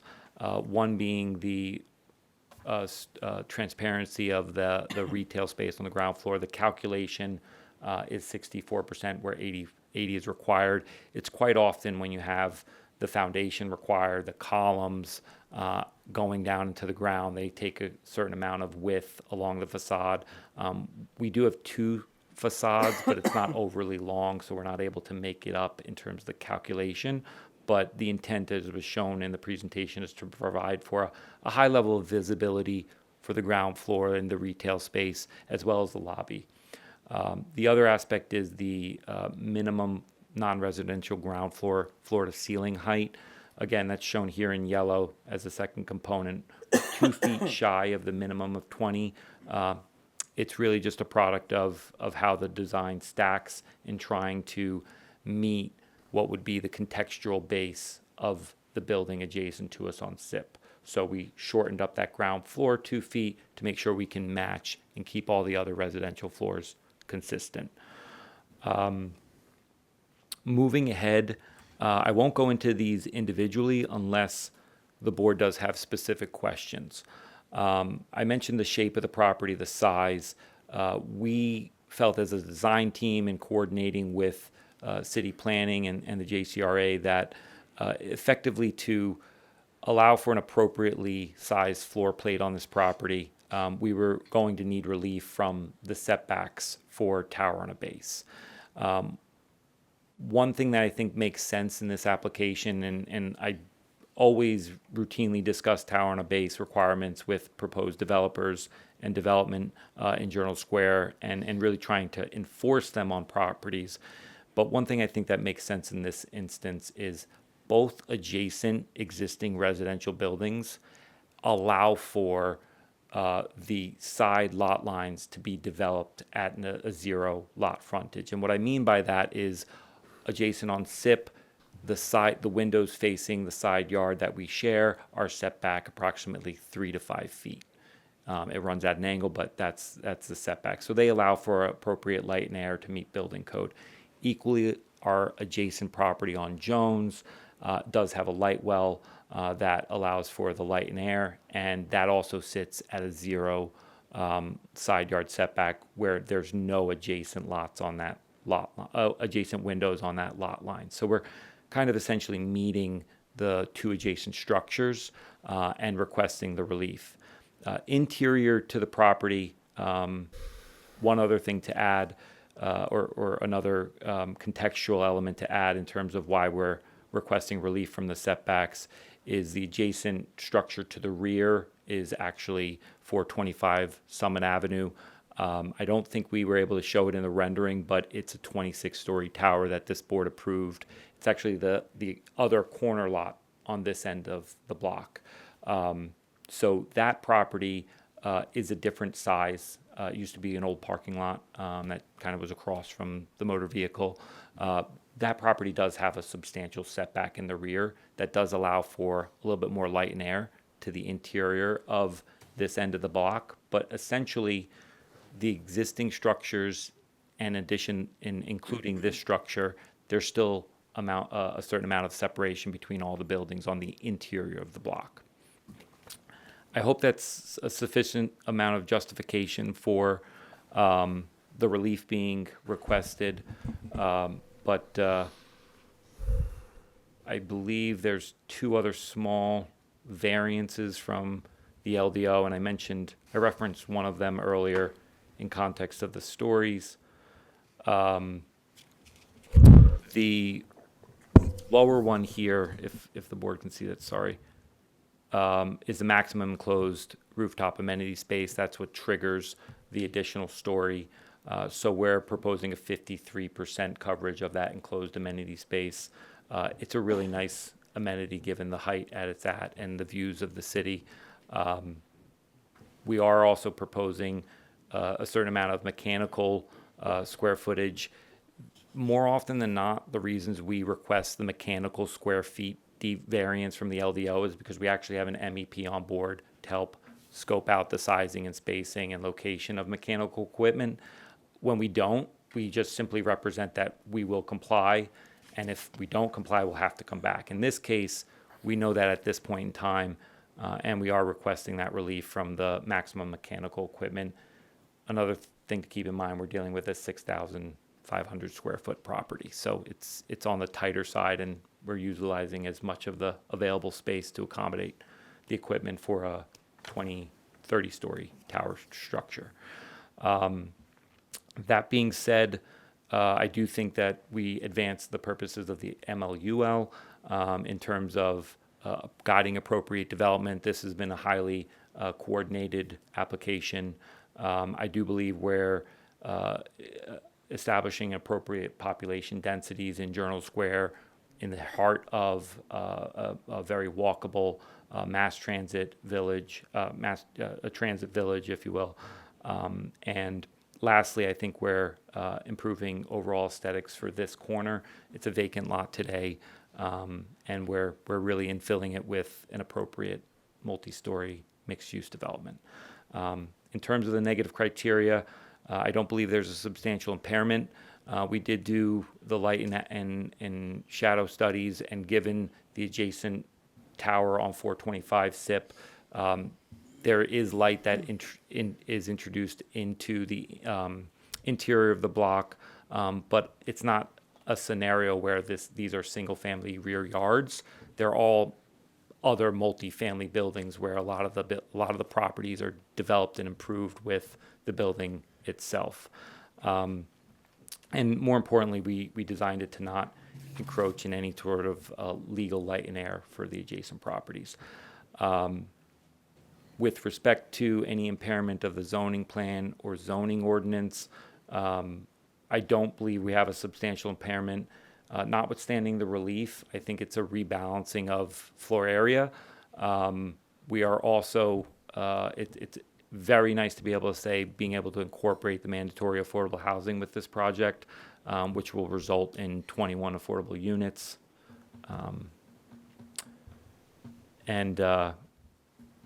I think with that, I'd be happy to answer any questions or go into any more detail. I know I was trying to be succinct with my testimony tonight, but any questions, happy to answer. All right, thank you, Mr. Hyatt. I have none. Anybody else? No, I don't have any. Okay, thank you, sir. We appreciate it. Council, is that your presentation? Yes, that completes our presentation, and for the record, there is a planner's report that was prepared by Mr. De Silva, and Yes. in the event this is approved, we would accept the conditions of approval. Okay, thank you. Is anybody here from public that wants to comment?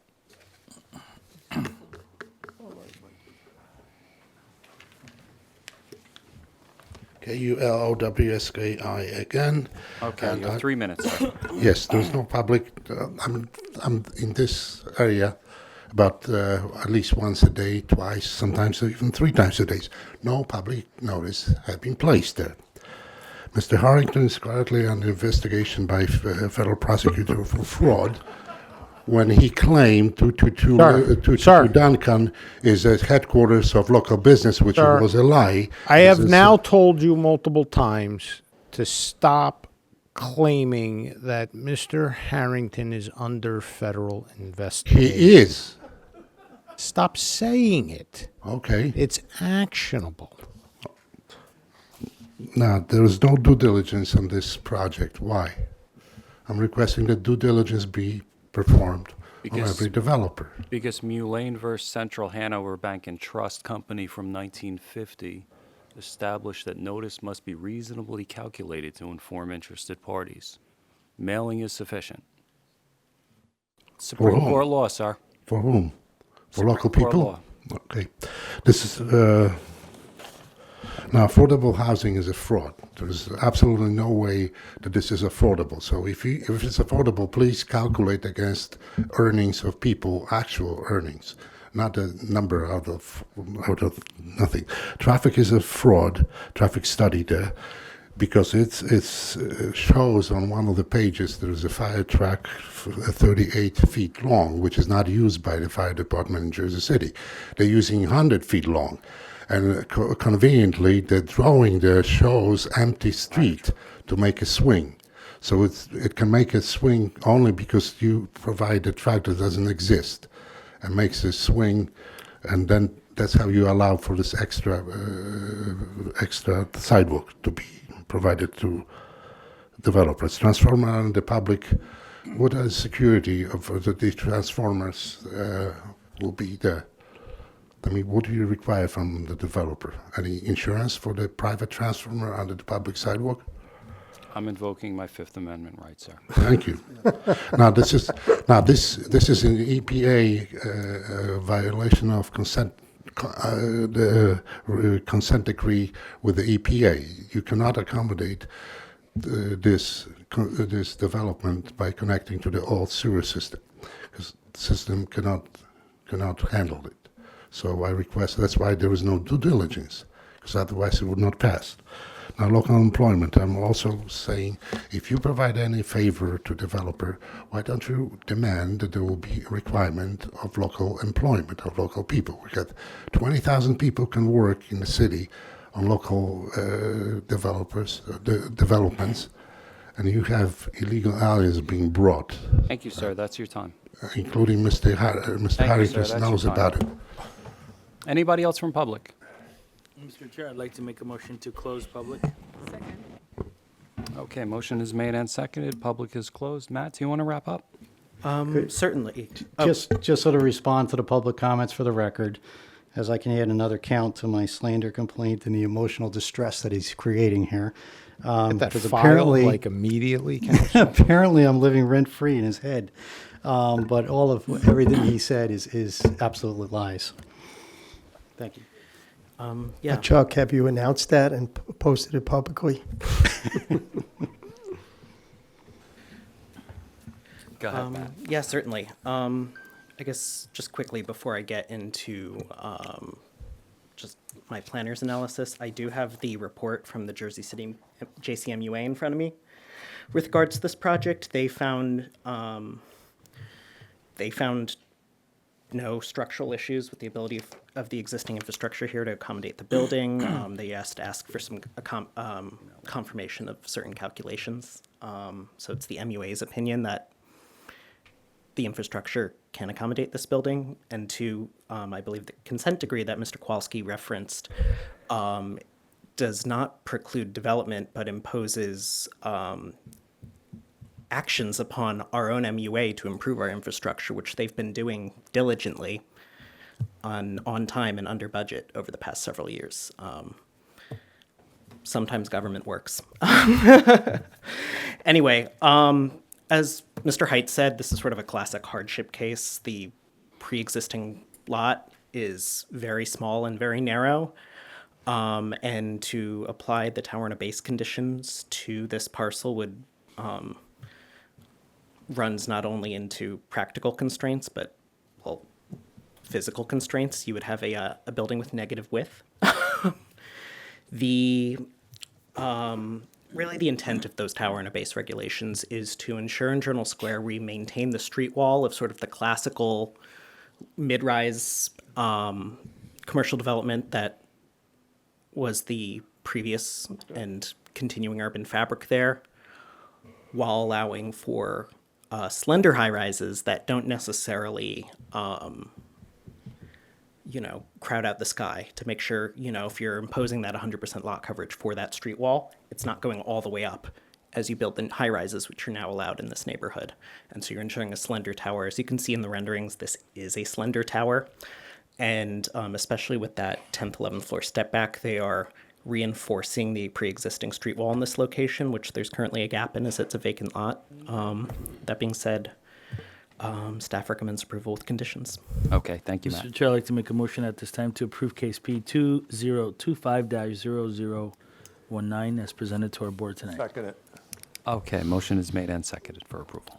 Vice Chair Dr. Gonzalez? Yeah, I there's a lot of variances here, but I think that given the location, these are all, although not all de minimis, I think they're all called for in the testimony, proved that way. So I vote aye. Commissioner Gangadin. Yeah, great presentation. The variance is requested. It's not detrimental as compared to the affordable units, 21 units that will be affordable. So I vote aye. Commissioner Wick. I vote aye. Commissioner Stamato. I vote aye. Commissioner Lipsky. Aye. Commissioner Torres. Commissioner Patel. And Chairman Langston. So Mr. Height made his assessment, and I agree with his reasoning for the variances. My vote is going to be aye tonight. Motion carries, all in favor. All right, Thank you. thank you. All right, so let's call item 13, case P2024-0203 is a preliminary and final major site plan with C variances for 975 Newark Avenue. Let's give Mr. Harrington a break here, huh?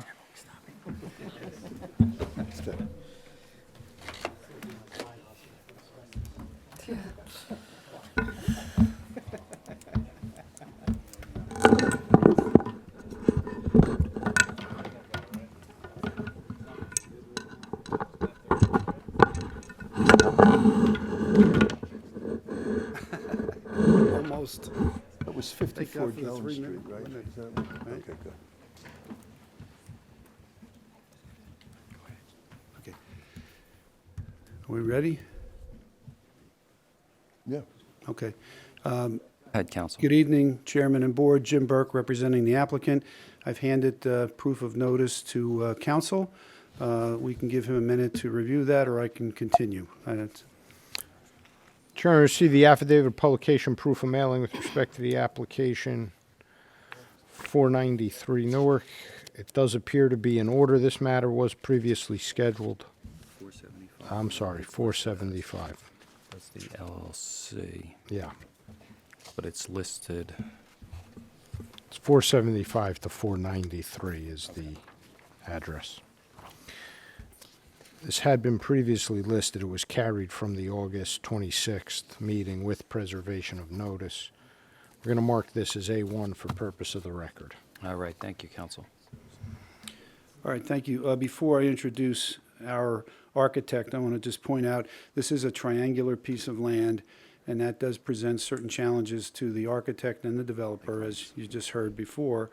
And I also want to point out the developers here in the audience, and several years ago, actually more like 5 years ago, this board approved, the zoning board of Jersey City approved a very similar property, approval for a property at 332 Newark Avenue.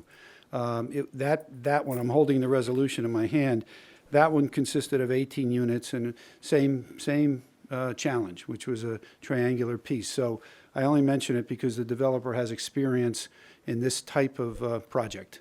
So let's proceed. The architect is to my right, and we can swear him in. Yep. Yes. Okay, go ahead, All right, Mr. thank you, Kelly. everybody.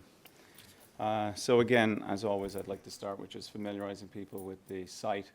As described, it is an irregular lot, but it's interesting in many ways because of its shape. It's obviously a very acute triangular lot, kind of like an arrowhead is the way I like to describe it. It's a corner lot because it's at the junction of Newark and Pavonia, but it's also incidentally a cap lot because it's the lot at the end of the block. And that's interesting because while there's no front or side yard setback requirements, there is a rear yard requirement, which we're asking for a variance for, which I'm going to describe briefly in a moment. But just back to the property itself, so it's 4,652 square feet, which is 0.11 acres. It's in the NC1, the Neighborhood Commercial Zoning District, but flanked on either side across the two flanking streets. It's Mr. Burke, was this all on the portal, or do we need to mark it as Apologies. This would be A2? an exhibit. A2. Oh, yes. Thank you, counsel. Number of slides? 17. Date or title? 475 Newark Planning Board presentation, today's date. Thank you. Okay. So this leads me to my next slide, which is kind of a standing back slightly. Obviously, the site is highlighted with the red triangle. But again, it's bounded on both sides by R1. But this slide just really illustrates, you know, this isn't Newark Avenue or the neighborhood commercial further to the east. The development that we see so predominantly, numerous projects approved down there is slowly trickling up the hill. But to the left of the image, we have 461 Newark, which was done a number of years ago now, but it's 6 stories, 25 units. Across Waldo from that, we have 473 Newark at 4 stories, 14 units. And then further up the hill beyond our site, recently approved, is 511 Newark, 5 stories and 40 units. And that's just really to show that there are other buildings of the type that we're proposing, multifamily, in the 5 and 6 story range in the immediate area. So on the property right now, there's a 1-story auto service garage, a repair garage, which we are proposing to demolish as part of this application. So in order to then move forward, I just briefly want to show this, which is an illustrative diagram, because I want to talk about that rear yard setback that we're asking for the variance for. Because it's the cap lot, there is no rear yard in this condition, but essentially there's a rear yard point, and that is midway along the side property line. And the rear yard requirement is 15% of the lot depth. And so when you apply that in both directions, both vertically and horizontally, I guess, shown in blue is the area that would be required to be removed from the footprint of the building to provide that rear yard setback. Now, on a lot like this shape, this configuration, clearly that doesn't make much sense because it wouldn't be of benefit to anybody. And in fact, it would really hamper the ability to design an efficient footprint on this building. And so we're asking for relief from the rear yard variance as a result. To briefly talk you through the plans, this is the first floor of the building. All the way on the upper right, shaded in yellow, would be the main residential lobby. Now that's deliberately placed on Pavonia, Pavonia being the quieter of the 2 streets. And so it just gives a little bit more privacy to the main building entrance. But the main area in the wide of the plan is an indoor parking garage, off-street parking for 10 cars. Parking is permitted but not required. We're proposing 19 residential units, and our client and ourselves agree that in this area, again, you're not further down Newark, you're a little bit further away from downtown. The parking is certainly a big positive for the design of the building. 8 of these parking spaces are mechanical. One of them is an ADA space, and the other space is a standard space. I will just point out, in addition to the rear yard variances, we do have a number of variances that I'm going to talk about. In the parking garage, the drive aisle for a 2-way drive aisle is typically 24 feet. We're asking for relief for that at 22 feet. Now, it's for 2 reasons. One is obviously the difficulty of the lot and trying to provide enough space for the other use, namely the retail use on the corner. But also because these spaces are used by the residents of the building, people who know where they're parking, they do it every day. There's familiarity there, and we find typically from all of the multifamily residential buildings that we have done over the years, typically 22 feet is more than enough for people with knowledge of where they're parking to park. And so we're asking for relief of that. Further over, the area in blue is a 678 square foot retail space, and that opens out onto a covered outdoor space to provide support or give a bit of outdoor space for that potential retail use. I'll just show you a quick rendering. This is kind of a street level view of the corner of the building. You have that outdoor space in the corner. It has a low wall and a planter around it just to give it a certain sense of enclosure. And then the front door of the retail space is accessed on the corner. The retail space also has doors on both street frontages. The building has a cellar proposed. It's directly underneath the main residential lobby, and its function is really just for utilities and a small amount of storage. Not resident storage, more service or storage for maintenance of the building. This is the 2nd through 5th floor plan. These floors are typical. On each of these residential floors, you have 4 units. The biggest unit is the yellow unit, the one on the corner. That's a 1,393 square foot 3-bedroom unit, and that has its own private outdoor space on the corner. The red unit on Pavonia is an 1,108 square foot 2-bedroom. We also have in green a 530 square foot studio fronting onto Newark. And then at the back corner, we have a 742 square foot one bed. So again, that's typical until we reach the top floor. The top floor, we are reducing the interior footprint of the building because we're proposing outdoor spaces on each of the 3 corners. I should talk about those outdoor spaces. They're private outdoor spaces for use by the units that obviously, access them. But in addition to that, I know, and it was discussed tonight, in terms of railings of the outdoor spaces, there's no space less or more than 4 inches, obviously, as per code. Also, there's a rounded handrail at the top, so nobody could inadvertently sit a glass on it, it could slip. So we've taken that into account. But in addition to, as I described, the rear yard setback and how we were enclosing, or I guess taking back that 210 square foot per floor, that wouldn't have done us any benefit as a rear yard. I just want to point out that when you accumulate that up through the permitted 5 floors, it comes to 1,050 square feet. When you take that in addition to this, the 6-floor footprint, which we are asking for a height variance for the additional floor, the total amount of floor area is still below the 5,000 square feet, and as such, the ICO ordinance, the Affordable Housing Ordinance, would not apply. Obviously, the building has elevator access, 2 stairs for egress. It's fully ADA compliant. And we also have a trash room and a trash chute to a compactor room at the 1st floor, directly accessible to Newark Avenue, so that can be brought for collection at the curb. As we're on that slide, I'll just, for the record, 19 residential units in total, of which 4 are studios at 530 square feet, 5 are 1-bed, 1-bath units, ranging between 740 to 780 square feet, 5 are 2-bed, 2-bath units, ranging between 900 and 1,100 square feet, and finally, we have 5 3-bedroom units, 2-bath, ranging between 1,395 and 1,515 square feet.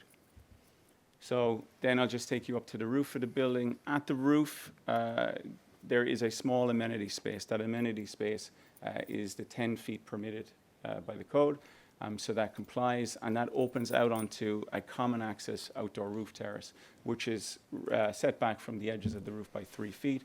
And you can see there's a substantial setback at the corner where we have extensive green roof. We are seeking 2 minor variances for the roof. The one is that rooftop appurtenances are supposed to be set back 1 foot 1 inch for every foot in height that they rise above the roof.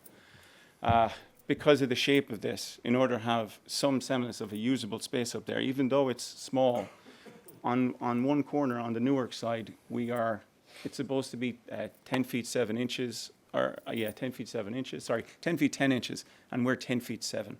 So I think we're, sorry, what's that, 3 inches off. So we're seeking, I guess, relief for that. And then also there is a requirement that says that when you take all the bulkheads and the appurtenances, they can't be more than 20%. That includes mechanicals. Now, in this case, we deliberately did not want to provide PTAC units on our facade, so we wanted rooftop mechanicals. And just the amount of space they take up, and when you consider access and maintenance, we're 1% over. We're 21%, where 20 is permitted. So we're seeking for a relief there. To the aesthetics of the building.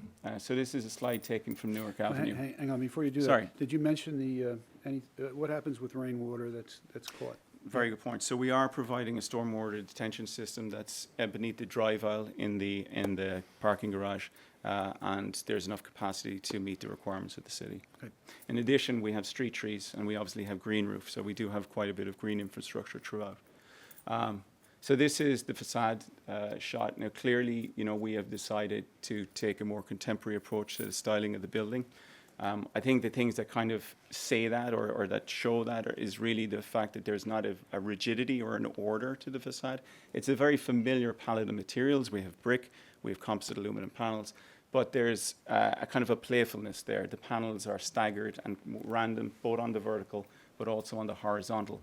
And those horizontal lines kind of, extend all the way and reach out into the corner. And that's kind of, although this lot has hardships in some areas in terms of planning the interior, it also is kind of a really neat thing as an architect because it produces a very dynamic form. It's a very kind of shard-like building. And so we wanted to have a design that kind of celebrated that in a way. It's a very key location. Everybody knows this site as they drive up Newark. And so we feel that the building should be somewhat iconic and should be recognizable. And that's what we're trying to achieve. The materials, as I said, are brick, aluminum on the rear facade, the facade which is on the property line and presumably will be built up against at some point. It's a very similar composition, but it's in opaque panels. It's in fiber cement board panels, but in the same color palette as the street facades. We've done a shadow study. Essentially, we found that, you know, the shadow study doesn't have any real negative impact on the neighbors, except for that, you know, property directly to, or I guess, what is it? It's the west. It's the northwest, which is currently a surface parking lot. Presumably will be built to the same level. But if a building was built on that property, those units would be fronting the street and would not be overshadowed or overlooked by our building anyway. So this is just an image to kind of show that idea about that corner lot being almost shard-like. We want to celebrate the acuteness of the angle. And it also helps to make the comparison to the building that Jim talked about at the start of the presentation.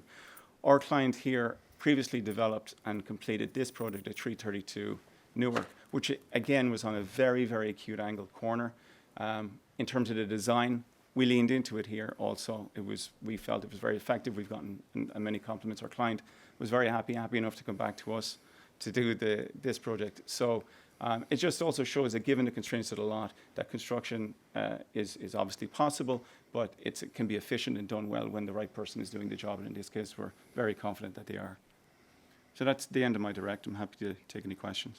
I'm just going to add, Mr. Kelly's partner attended a meeting with myself and the developer and the neighborhood association. This was some time ago, but many of the changes you see in the revisions were reflective of comments received from and input received from the neighborhood. Great. All right, thank you, Mr. Kelly. I have no questions. Anybody else? Chair, I just have a quick question in Sure. regards to the parking. Is it for the residential end of it or the commercial? For the residential. Oh, okay, thank you. And the commercial there, the first floor, you said you have an entrance on both sides? Yes. Both streets? Yes. Uh-huh. Yeah. Do you want to see it on the plan? There's one on the corner. Yeah. It has maximum flexibility in a way. There is the ability to enter the retail space from 3 sides. Okay. Okay, I have a couple of questions for you. Let's start with the balconies. Yeah. You said that the balconies, on the top glass, you have a round. Yes, there's a round. So handrail. nobody can be sitting things on top of it.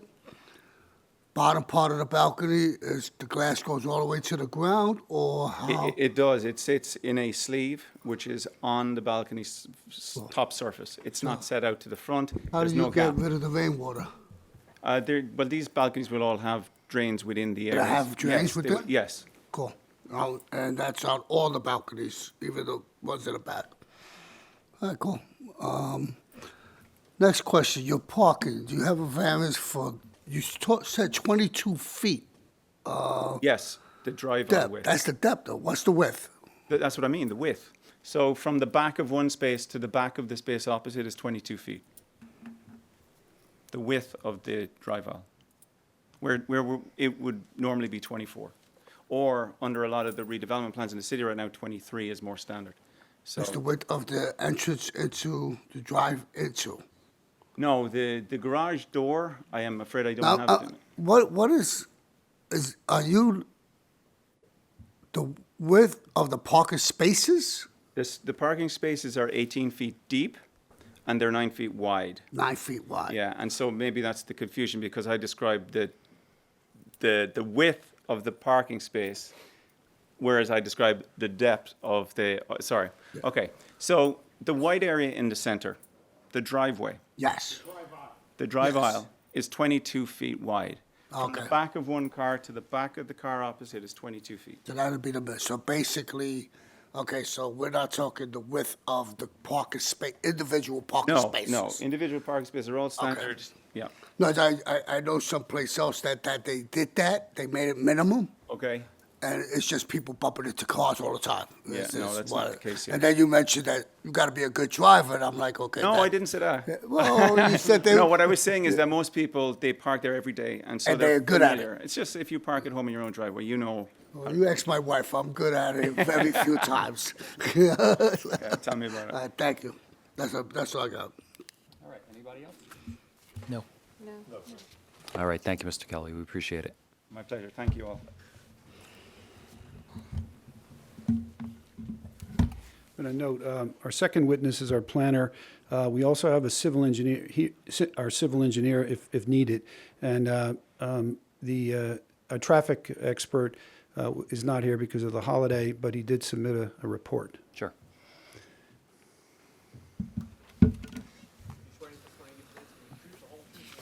I do. Carolyn Worstell, Worstell.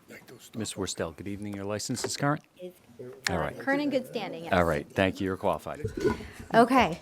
So we're here for a couple of variances this evening. I will jump right in. The first one is that, and my colleague did, I thought, a really good job of going through all of them, so I try not to repeat what he said. But so we're here for a couple of variances. The first one being that minimum rear yard setback.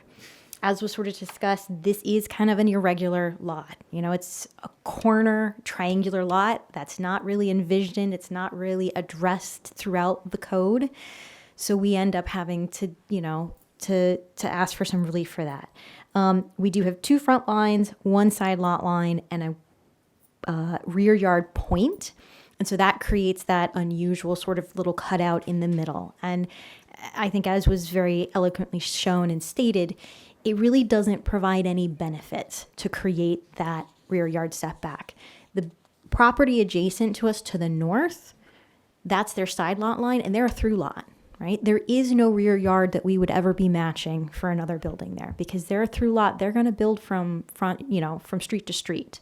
So we think that it's a better layout, and it would be a better condition to use that space for this building to create the better internal layouts. And we don't really think that there's any substantial impacts to light and air, because, as I said, whatever gets developed on that property in the future, that's their sidewall. They're going to be building up against it. They're not going to be trying to create, a spot in between, the middle of their lot. So we think that overall this is a better condition. We are asking for a height variance. The ordinance permits 5 stories, 55 feet. We are proposing 6 stories, 60 feet, 2 inches. Overall, this additional height is less than the maximum that's permitted in the zone. It does permit a height of up to 64 feet for buildings that are completely non-residential. But when you look at this building, you look at where it's located. It's located on this really prominent corner. So from an urban design perspective, we really do think that this additional height is appropriate here. And we don't see there's going to be substantial impacts in terms of that additional 5 feet of 6 inches of height in terms of buildings, shadows cast, because again, they're really primarily falling on parking lots, building rooftops, or adjacent streets. So we really don't think that there's going to be that substantial impact from that additional height. We are requesting the minimum rooftop appurtenance setback variance. Again, I don't see a substantial detriment here. It is to the closest corner. The vast majority of all of that space meets that setback. We're asking for 3 inches, right? It's 3 inches. So the majority of that space is definitely meets the setback. It's because we have this unusual triangular lot and we have these sharp angles that we end up having that small corner that's 3 inches too close to the facade. So we think overall, again, no substantial detriment. You're really not going to have a substantial visual impact from that for that rooftop appurtenance. And then finally is the rooftop coverage. And again, this is the coverage. We're asking for additional coverage to allow for additional space for those mechanical systems. And again, these are, allow for the building to not have to have PTAC units, and it will be appropriately screened on the rooftop. And so again, we think the aesthetic benefits here of providing, those rooftop mechanicals outweighs any detriments for the additional coverage.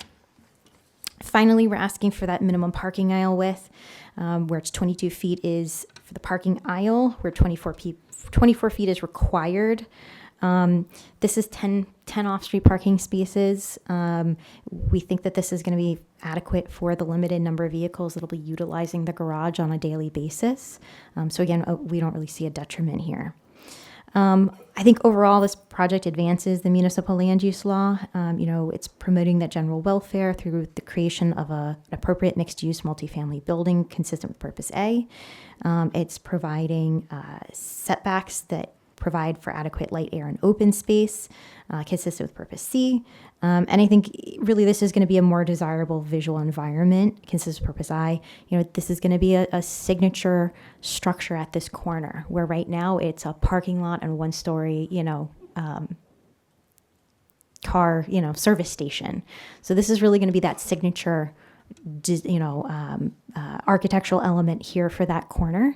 And we are going to be providing new sidewalks, new curbs, new street trees. You're going to have a little bit of that open space at that ground corner for the commercial space. So really, I think this creates that pedestrian friendly corner that you really want to be seeing here.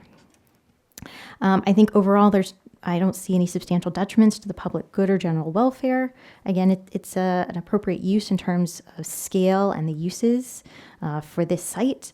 It's providing that new retail opportunity at a prominent corner, and again, the improvements here to the streetscape. And I don't see result in a substantial impairment to the intent and purpose of the zone plan or zoning ordinance. The project's consistent with the purpose of the NC1 district, which is to provide ground floor commercial and mixed-use buildings to promote walkability, and I think that's exactly what this project does. So I think overall the variances can be granted, and they meet both the positive and negative criteria.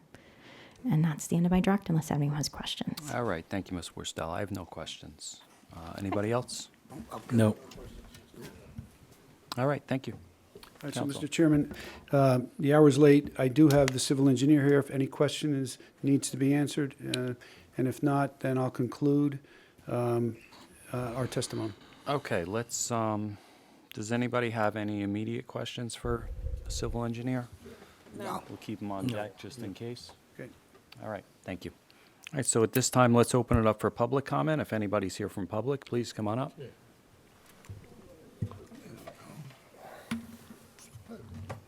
Good evening, KULOWSKI. 3 minutes, sir. Sorry? 3 minutes. Thank you. There's no public notice at this location. Again, violates the due process of law, the 14th Amendment. Sir, next time you There's raise that, nothing- I expect to hear the case. So you've now The said at every separate hearing. case, I'm referring to a Every separate hearing, case. I want to hear the case.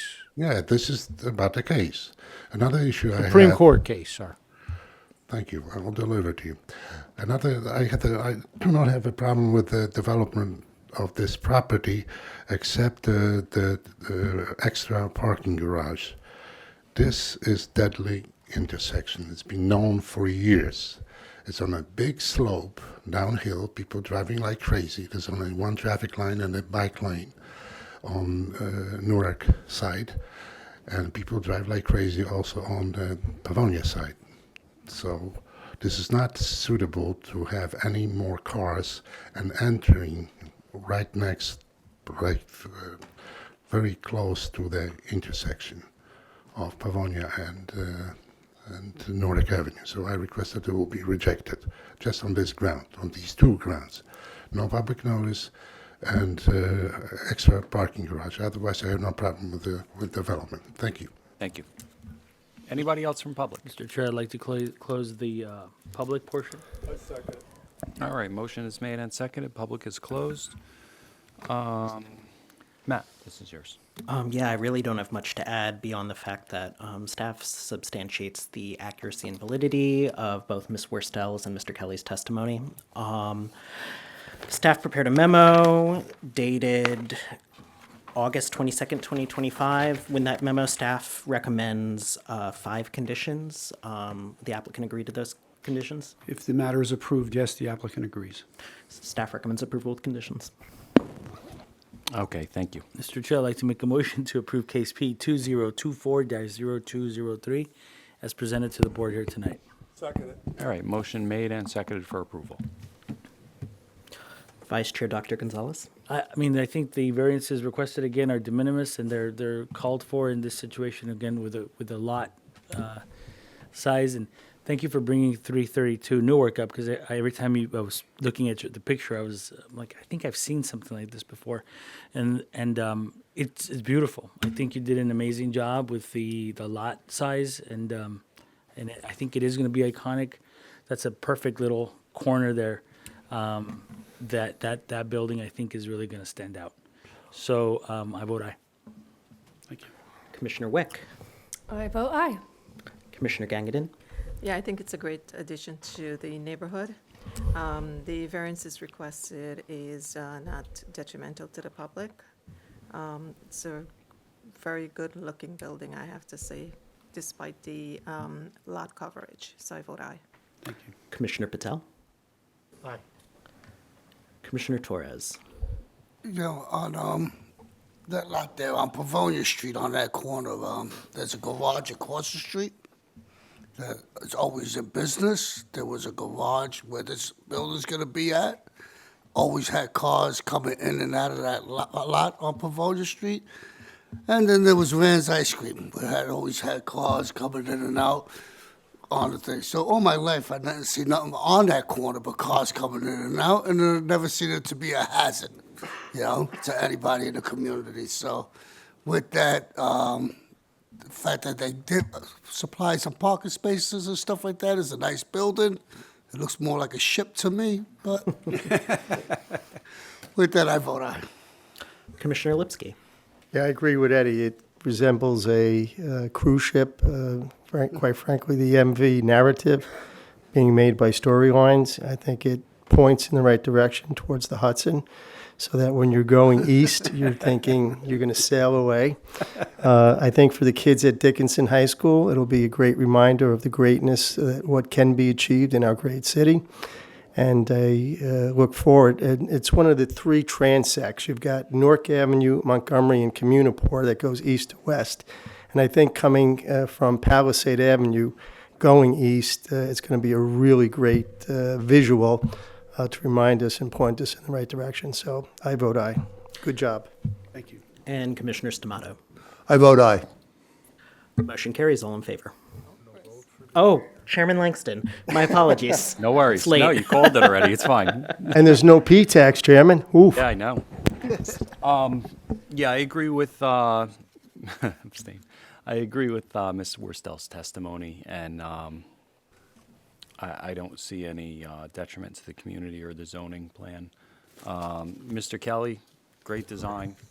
I don't want to jump on the whole ship thing, but I used to play laser tag in a building that looked like that back in 1986. I want to say it was on Route 22, but I'm not positive. Don't quote me on that. The Is it flagship. Yeah, The it used to- flagship. Yeah, so. See, there you go. So with that being said, my vote is aye, and thanks for bringing that memory back for me. I got to tell you, 30 seconds, I know the flagship used to have Dennison's Clothing, where money talks and nobody walks. And they used to do late-night ads on CBS Radio. And I was a kid. I was listening, Beatles, all that stuff. I'd fall asleep. Turned out they were all sending codes out to ships in the harbor to bring drugs in or not, depending on the code words they used. Oh, my God. Yeah, so the whole place was shut down. They made more on one type of product than they did on the other. That was, yeah. Good night. Condition number 6, no drugs. Story. Yeah. All right, thank you. My everybody. family bought their first computer at the flagship when it was the Whiz in the 90s. Just if we're doing anecdotes about the flagship. And with that, motion carries all in favor. All right, thank you. Mr. Lean, Mr. Harrington, the time is 10:05. Do we want to put an appearance on the record, or can we just carry for you at this point? There's no possibility I can start, so I'm carried as old business. I would hear your appearance. That would be about it. Okay, then I guess we'll do that just Okay. to start. So let's call a case P2024-0236. preliminary major site plan with deviations for 660 Grove Street. Good evening, Commissioners. Tom Lean on behalf of the applicant. This is a notice application. Notice was posted on the city's portal. However, I will provide a copy to council for his review. Council, this is the same notice that was posted to the portal? This is the same notice. However, I re-noticed for tonight's hearing.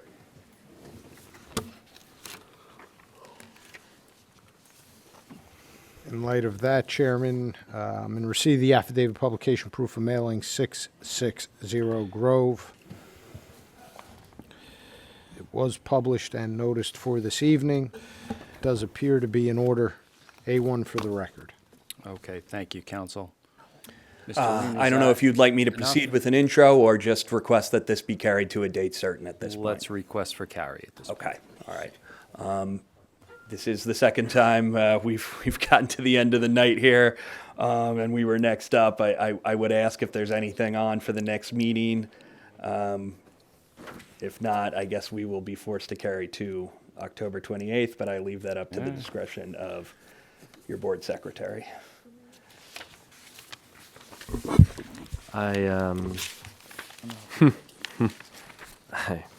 Looks like you got 11 things on for October 7th, according to the first 5 pages of tonight's agenda. I think we could do it. That's the same thing for October 7th. 28th. Yeah. Back to back, there's no way.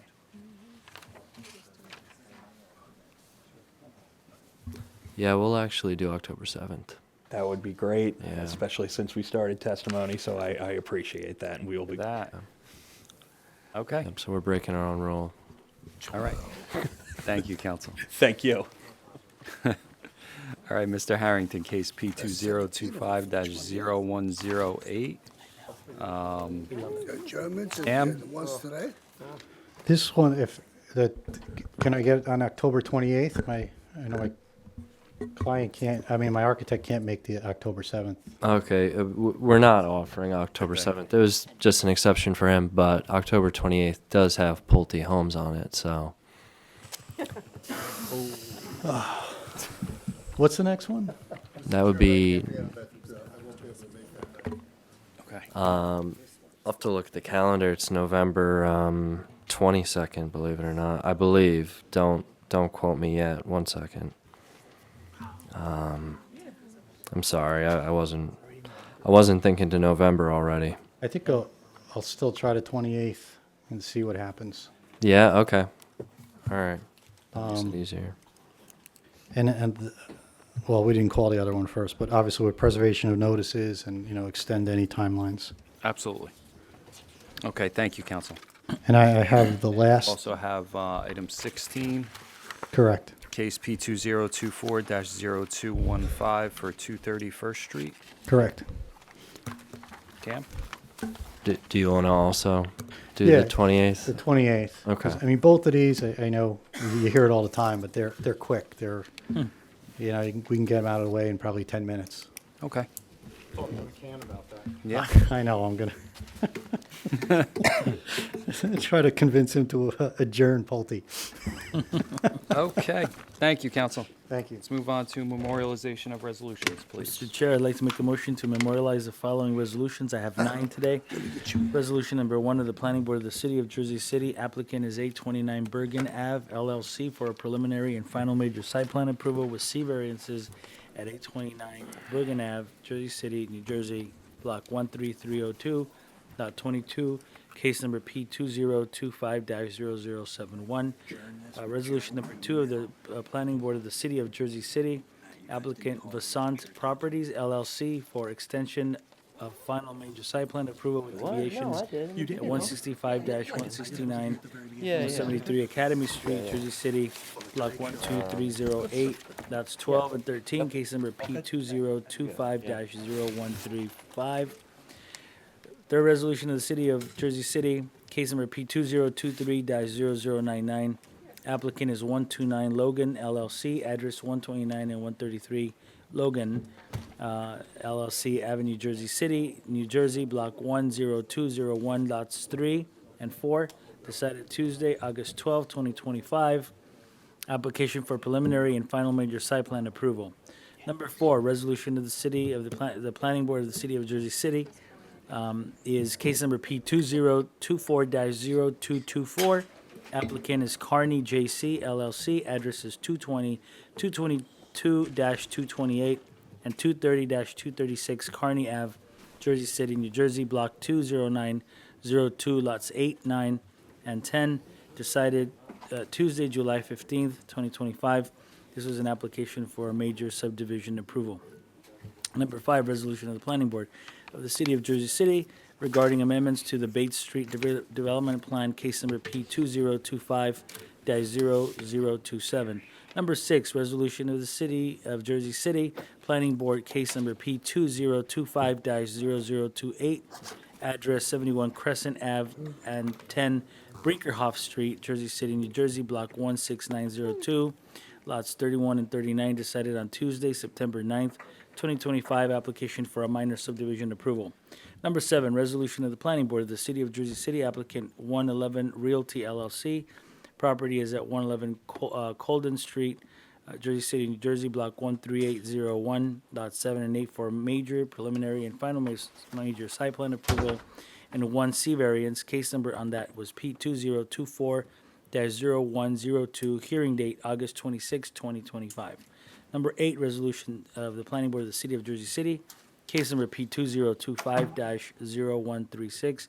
Applicant is Christian Villanueva, address at 178 Monticello Avenue, Jersey City, New Jersey, block 16802, lot 67, decided on August 12, 2025, memorialized on September 23, 2025. This was an application for extension of existing approvals. And final resolution of the planning board of the city of Jersey City is for approval and recommendation of amendments to the zoning map and land development ordinance regarding the rezoning of properties in and around Route 139 and incorporation of the IZO compliance provisions. All right, motion made and seconded. Roll call, please, Ken. Vice Chair Dr. Gonzalez. Aye. Commissioner Gungadin. Commissioner Wick. Commissioner Stamato. Commissioner Lipsky. Yes. Commissioner Torres. Commissioner Patel. And Chairman Langston. Aye. Motion carries all in favor to memorialize resolutions. All right, thank you. Executive session, anybody? Motion to adjourn. Motion to Second. adjourn, second. All right, thank you, everybody.